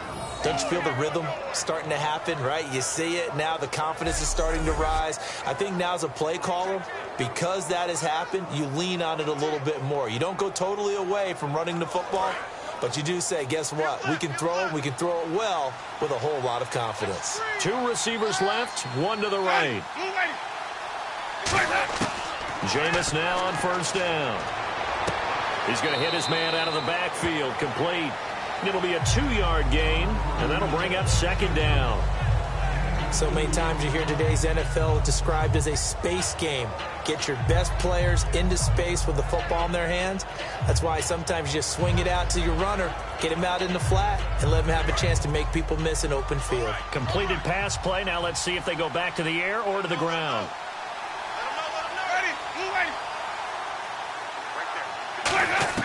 Jameis again. Goes underneath to Martin. And they're able to get this one past the 30 down to the 25. Now hold everything here. We're going to get a timeout by the offense. So that means they're down to 1 remaining here as we head toward halftime. So the offense takes the timeout, and they are back out and ready to rock.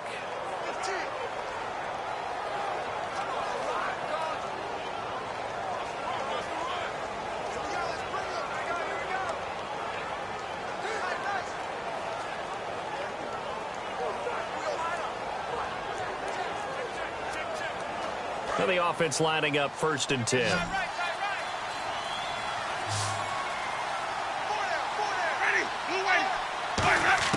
A first down throw for Winston.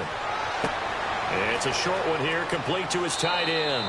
A good pickup there, 8 yards on the first down completion. Seeing that play and understanding just how tough it is to cover tight ends, especially the ones running around the NFL nowadays, makes me glad I didn't make it in that league. I would have had a really difficult time. But now you get to sit up here with me. Yeah, and that's fun, isn't it? And what a really nice gain right there on first down for them. Brings up a nice second down for them. One receiver to the left is Evans. They'll throw again. Winston. That's complete. Middle of the field to Humphreys. Now whistles come in. We're going to get a timeout here by the offense. And with halftime on the horizon, they'll be out of timeouts from here forward.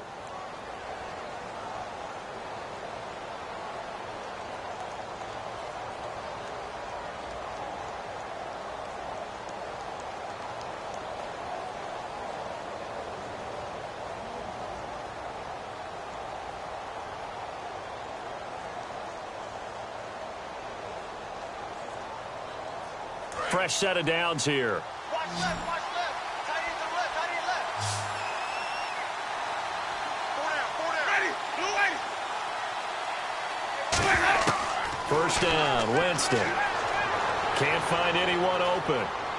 And that will be caught, but out of bounds. Out of bounds, ruled incomplete here. Out routes are always timing routes.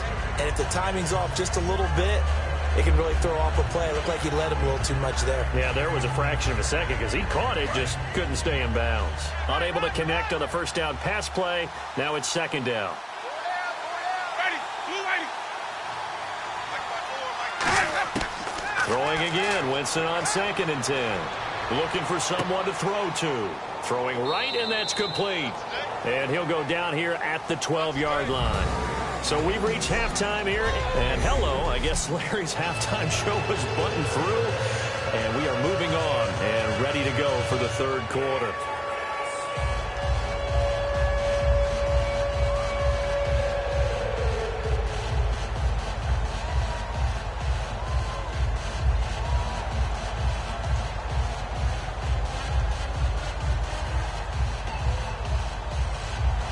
Both teams appear ready for the fight ahead, and we resume action here in quarter number 3. This fielded a few yards into the end zone. And he'll wind up getting an extra couple yards here for his trouble as he'll bring this one out to the 27. Here come the Seahawks now, set to take over on offense. They're close game, but they're going to need to do a little bit better probably here in half 2, no? I would agree with that totally. I would guess it in the locker room. They talked about cleaning up some of the errors, but overall, I think they wanted to be positive with them. Guys, we're right there. Just not playing as well as we need to. Let's pick it up, and we still have a chance to win this game. Yeah, they do. We'll see if they can pick it up.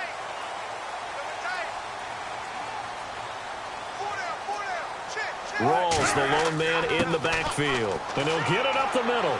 And able to stay on his feet past the 30 to about the 33-yard line. He'll get a nice chunk there on the first down run, and it's 2nd and 4. First play of the drive, let's give credit all around. Excellent blocking, but the guy carrying the ball, he was the finisher. A really nice run.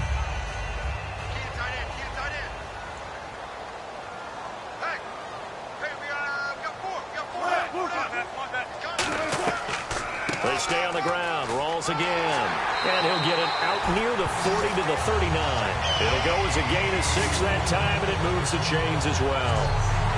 It was a good, nice, crisp run for a first down. I wonder if the defense might have been loosened up a little bit, maybe anticipating a pass instead of the run that they got.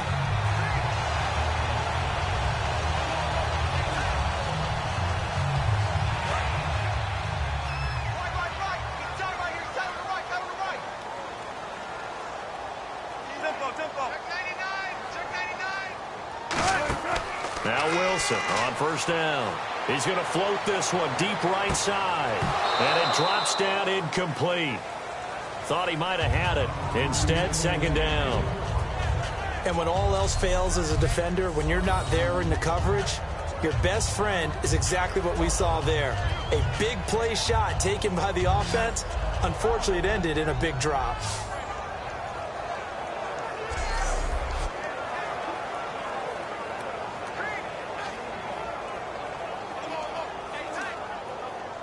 So incomplete on first. Let's see what second down has in store.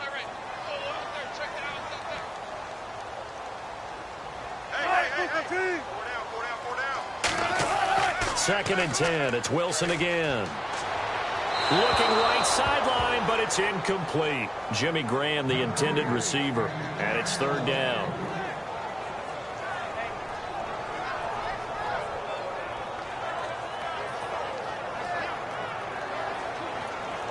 And the offense looking to pick up the first down after the second down incompletion. So here we go now. An extra defensive back in there on third and 10. Play action. It's Wilson. Wide open receiver complete. A gain of 11 and a first down. There are so many things to watch for when you play defense.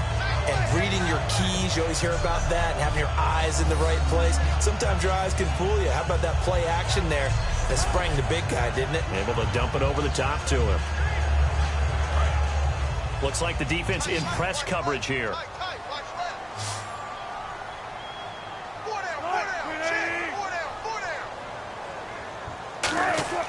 From midfield now, here's Wilson.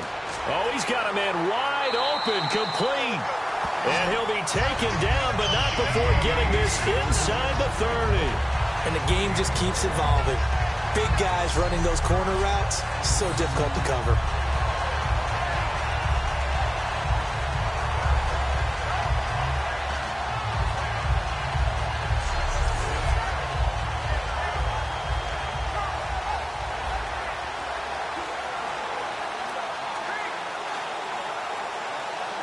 So after that big play, let's see if they can catch their defense maybe on their heels.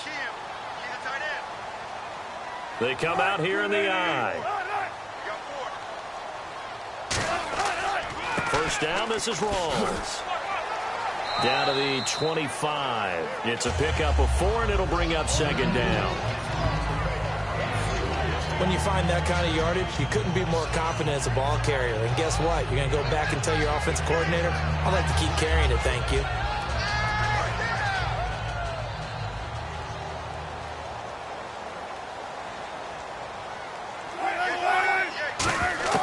On second down, here's Wilson. The grab made by Kearse over the middle.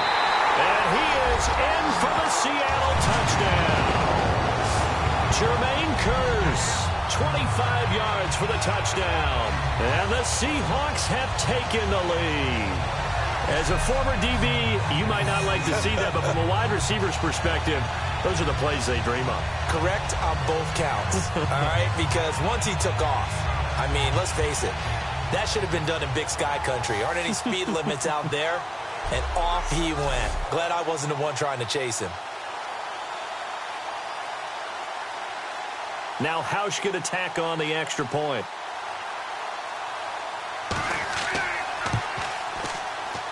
It's good, and they'll take a 17-14 lead.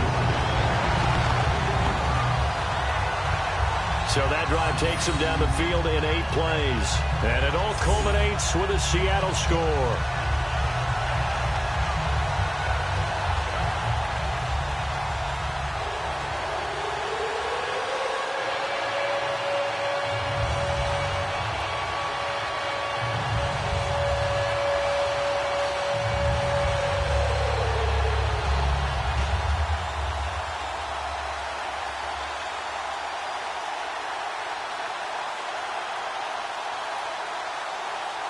Hauschka now to send this one away following the score. Here's Huff to return. Solid return, pretty good field position. They'll start at the 32-yard line. Here comes the Buccaneers offense. They get their first reps of the second half. They're down in this game. A chance for the offense, though, to put something on the board, get some momentum here in half 2. Try and get things kick-started for them. And you know at the half, they discussed how they were going to get that done. This is where scripting comes into play a lot of the time. How many plays do you script coming out of the second half? Most of the time in the first half, you're scripting 12 to 16. I think in the second half, you're really scripting more like 8 to 10. Kind of a starter or an opener, whatever terminology they use. Just something to get you off to a quick start. They try to fire up the running game with Martin. And hard running's going to get him over the 40 to the 42. 9 yards is the pickup there, and they'll have a 2nd and 1. That was a good run, and it got to the second level. And what I mean by that is that's where the linebackers usually play. First level being the defensive front, last level being the secondary. But the strong safety position ended up making the tackle. And oftentimes we call them a hybrid. Combination defensive back, combination linebacker. We saw the linebacker make the stop. One receiver to the left is Evans. Now a play fake to Martin. Here's Winston. And he's able to get this one out closer to midfield across the 45. 5 yards is the pickup there as that extends this drive.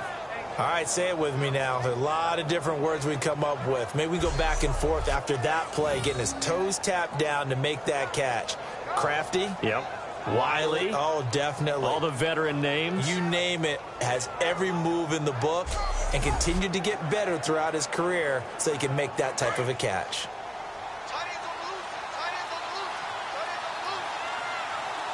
They come out here in the eye.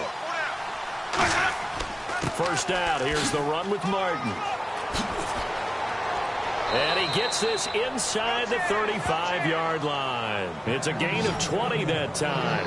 And it's good enough for a Tampa Bay first. At halftime, you had to feel like the defense had to be in a good position. They had to feel good about themselves. They'd had this guy boxed in all game long, but after that run, that might be the breakthrough that he's looking for. Now they may have some difficulty dealing with him the rest of today.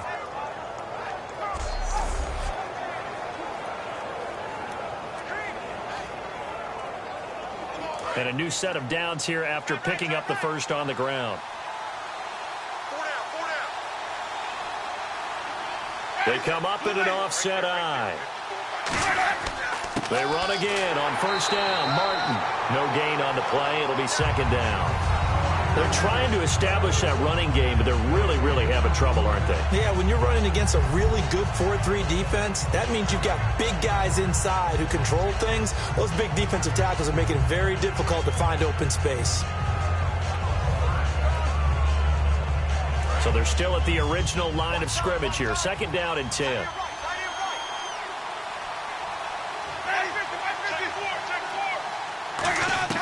Now a 2nd down throw for Winston. A dump off to Sims.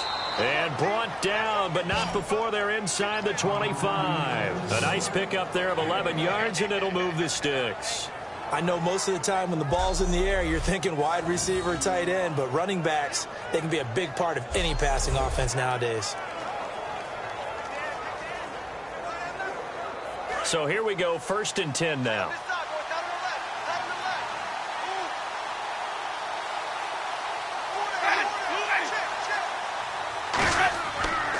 And a first carry here for Charles Sims.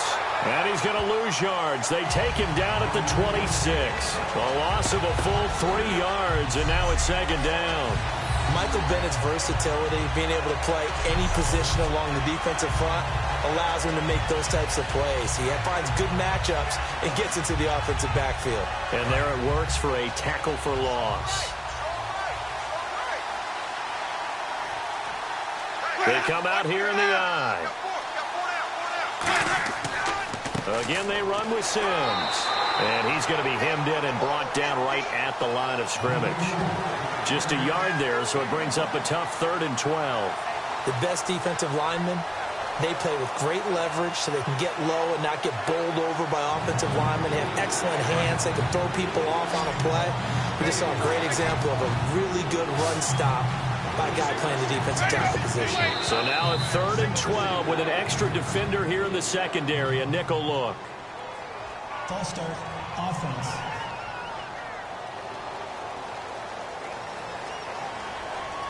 Still 3rd down.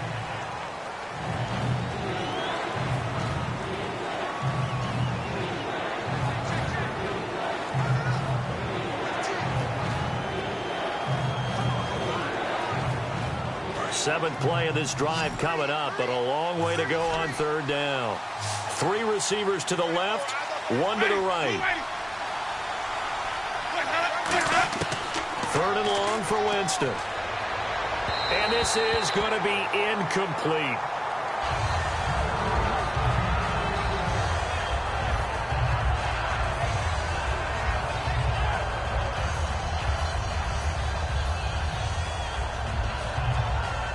So on fourth down, here's the Buccaneer place kicker, Roberto Aguayo now. It'll come from the right hash. It's a 47-yard attempt. Oh, they get to the football. It's blocked. Now it's scooped up, and this is a live football.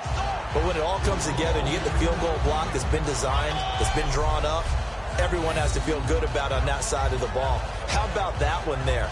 To the left side, knew what they had. That's where they wanted to be, and they got their designated guy turned free. And the Seahawks get ready to trot out on the field. And that last drive, a long drive, but not just that. They had a great air attack going. Did they stick with that? I would think that they would, because if they were confident enough to do it on the last drive, starting backed up in their own territory, why would you change anything? They've got to be confident about what they're presenting and continue to do so. Yeah, because the secondary, they really looked clueless. And that was amazing because that drive went and went, no adjustments and no big plays by the defense to knock the ball away. Throwing now, Wilson on first down. And this is caught by Curse. A good pickup there, 8 yards on the first down completion.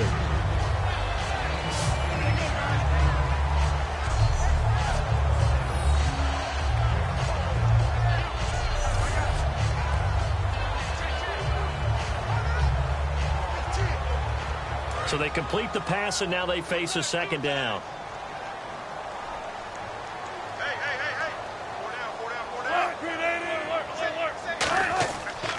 A 10th carry for Thomas Rawls. And he is going to lose yardage here. It's a loss of 4. Now third down. When I watch plays like that, I give a lot of thanks that my DNA did not make me an offensive tackle, because that is a very difficult job, to hold your block against a really good defensive end and hang on to it so your runner can get to the edge and do it without holding. I don't know that that's really possible for very many people.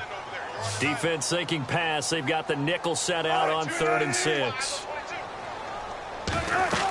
On third down, Wilson. They'll try and set up the screen. It's complete. And he's got a first down as he's up to the 48. 3 quarters have come and gone. We'll return with more after this. You're watching the NFL on EA Sports. Back now in Seattle, Washington. It's been a very hotly contested game to this point. Just a field goal separating these two teams as we get set for the fourth quarter.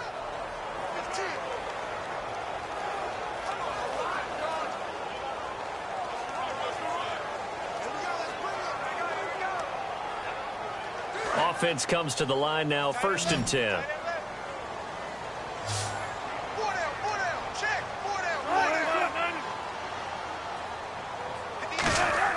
On first down, Wilson. It's caught on the left side by Baldwin. A good gain of 14 there, and it moves the chains. And defensively, they were in zone coverage there. Do you have to be a little careful? You're losing, playing against a good quarterback like he is, to not play too much zone? Yeah, you have to be careful about how much time you're giving up. I think it's a good point you just brought up. So maybe if you still want to play zone, you go to a zone blitz scheme. And you can drop anyone out of your defensive front, defensive end, defensive tackle. It doesn't matter. You just exchange someone to bring more pressure towards the quarterback and still try and cover downfield. And this time not quite to the 30. It'll be down at the 31-yard line. Now that's staying ahead of the chains. Really good pickup on first down, hitting the tight end there. Now it brings up a second and manageable. Just found a hole in that zone.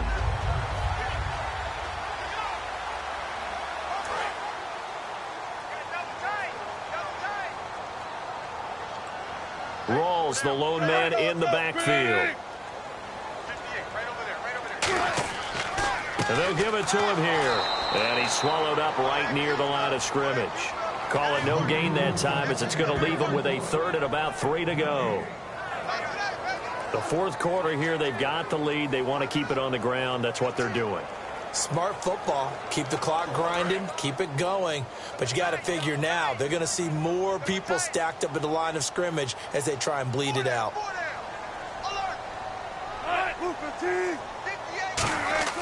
Wilson now to throw on third down. And able to find Graham. Complete. And all the way in. Touchdown, Seattle. Jimmy Graham, 30 yards. And the Seahawks find a way to stretch their lead. So on 3rd and medium, they dial up the pass, and it works to hit the end zone.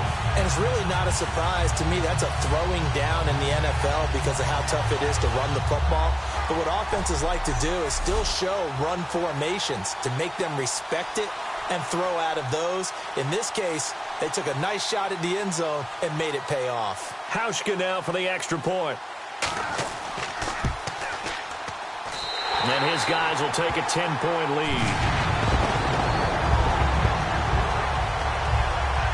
So this drive spans 7 plays. And the Seahawks capping it off with a touchdown.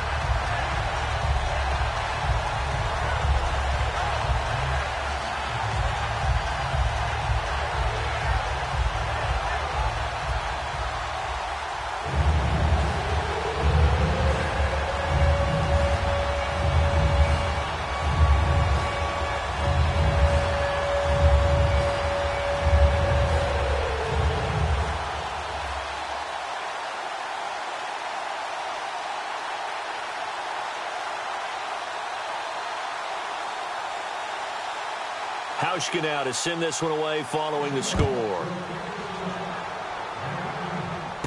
This will be taken in at the 1. And he'll take this one near the 25, call it the 26-yard line.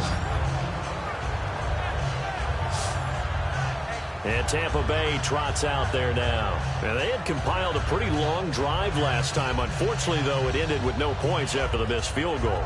And that can hurt the psyche of a team because as they drove downfield, you know you're never supposed to count points in your mind until they go up on the board. Well, let's face it, we've been there. We've seen teams before. They were counting on those points. They didn't get them. Can they come back now, start over again, and grind it out?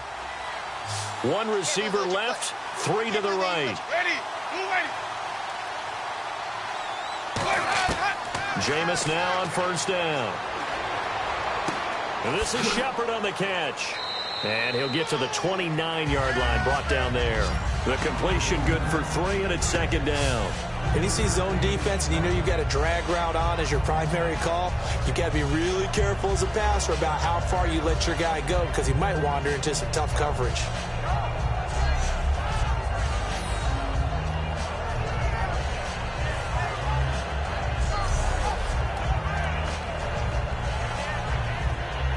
Second down now after the pass completion.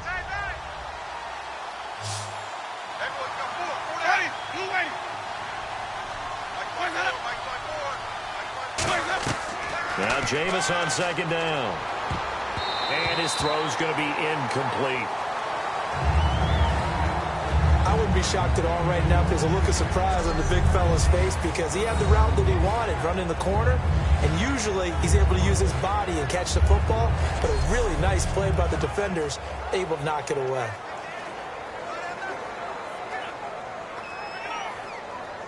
Incomplete pass on 2nd down. Let's see what the offense draws up here on 3rd.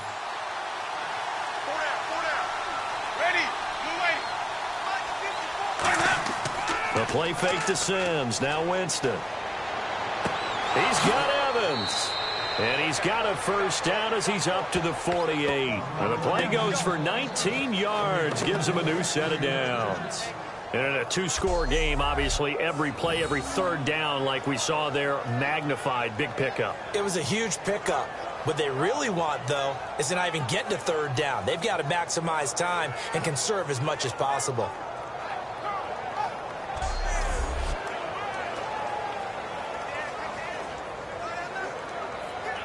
So the offense has it 1st and 10.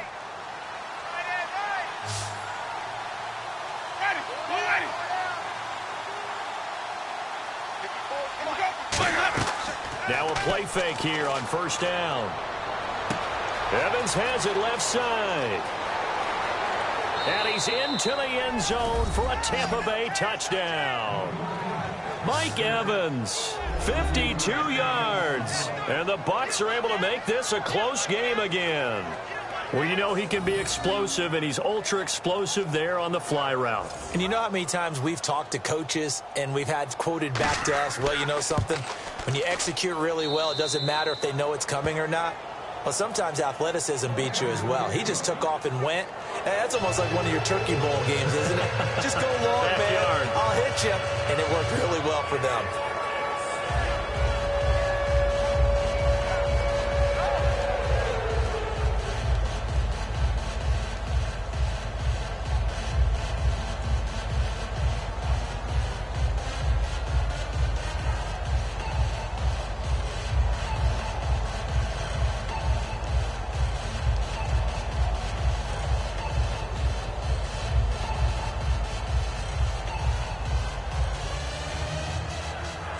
After the touchdown, Aguayo now ready for the kickoff.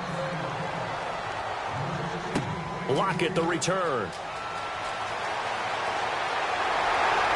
Solid return, pretty good field position. They'll start at the 32-yard line. Illegal block in the back. Return team.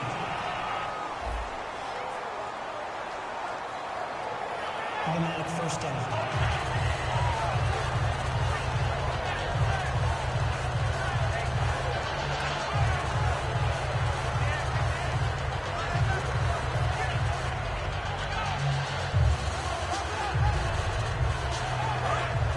Looking to jam the receivers at the line here. Press coverage look defensively.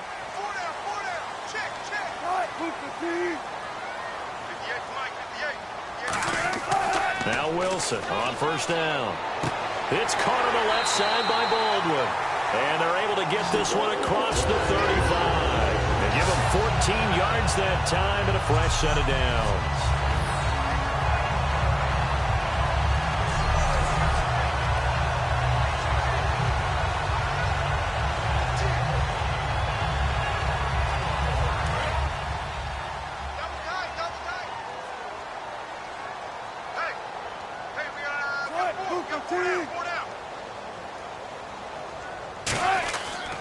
They give it to Rawls.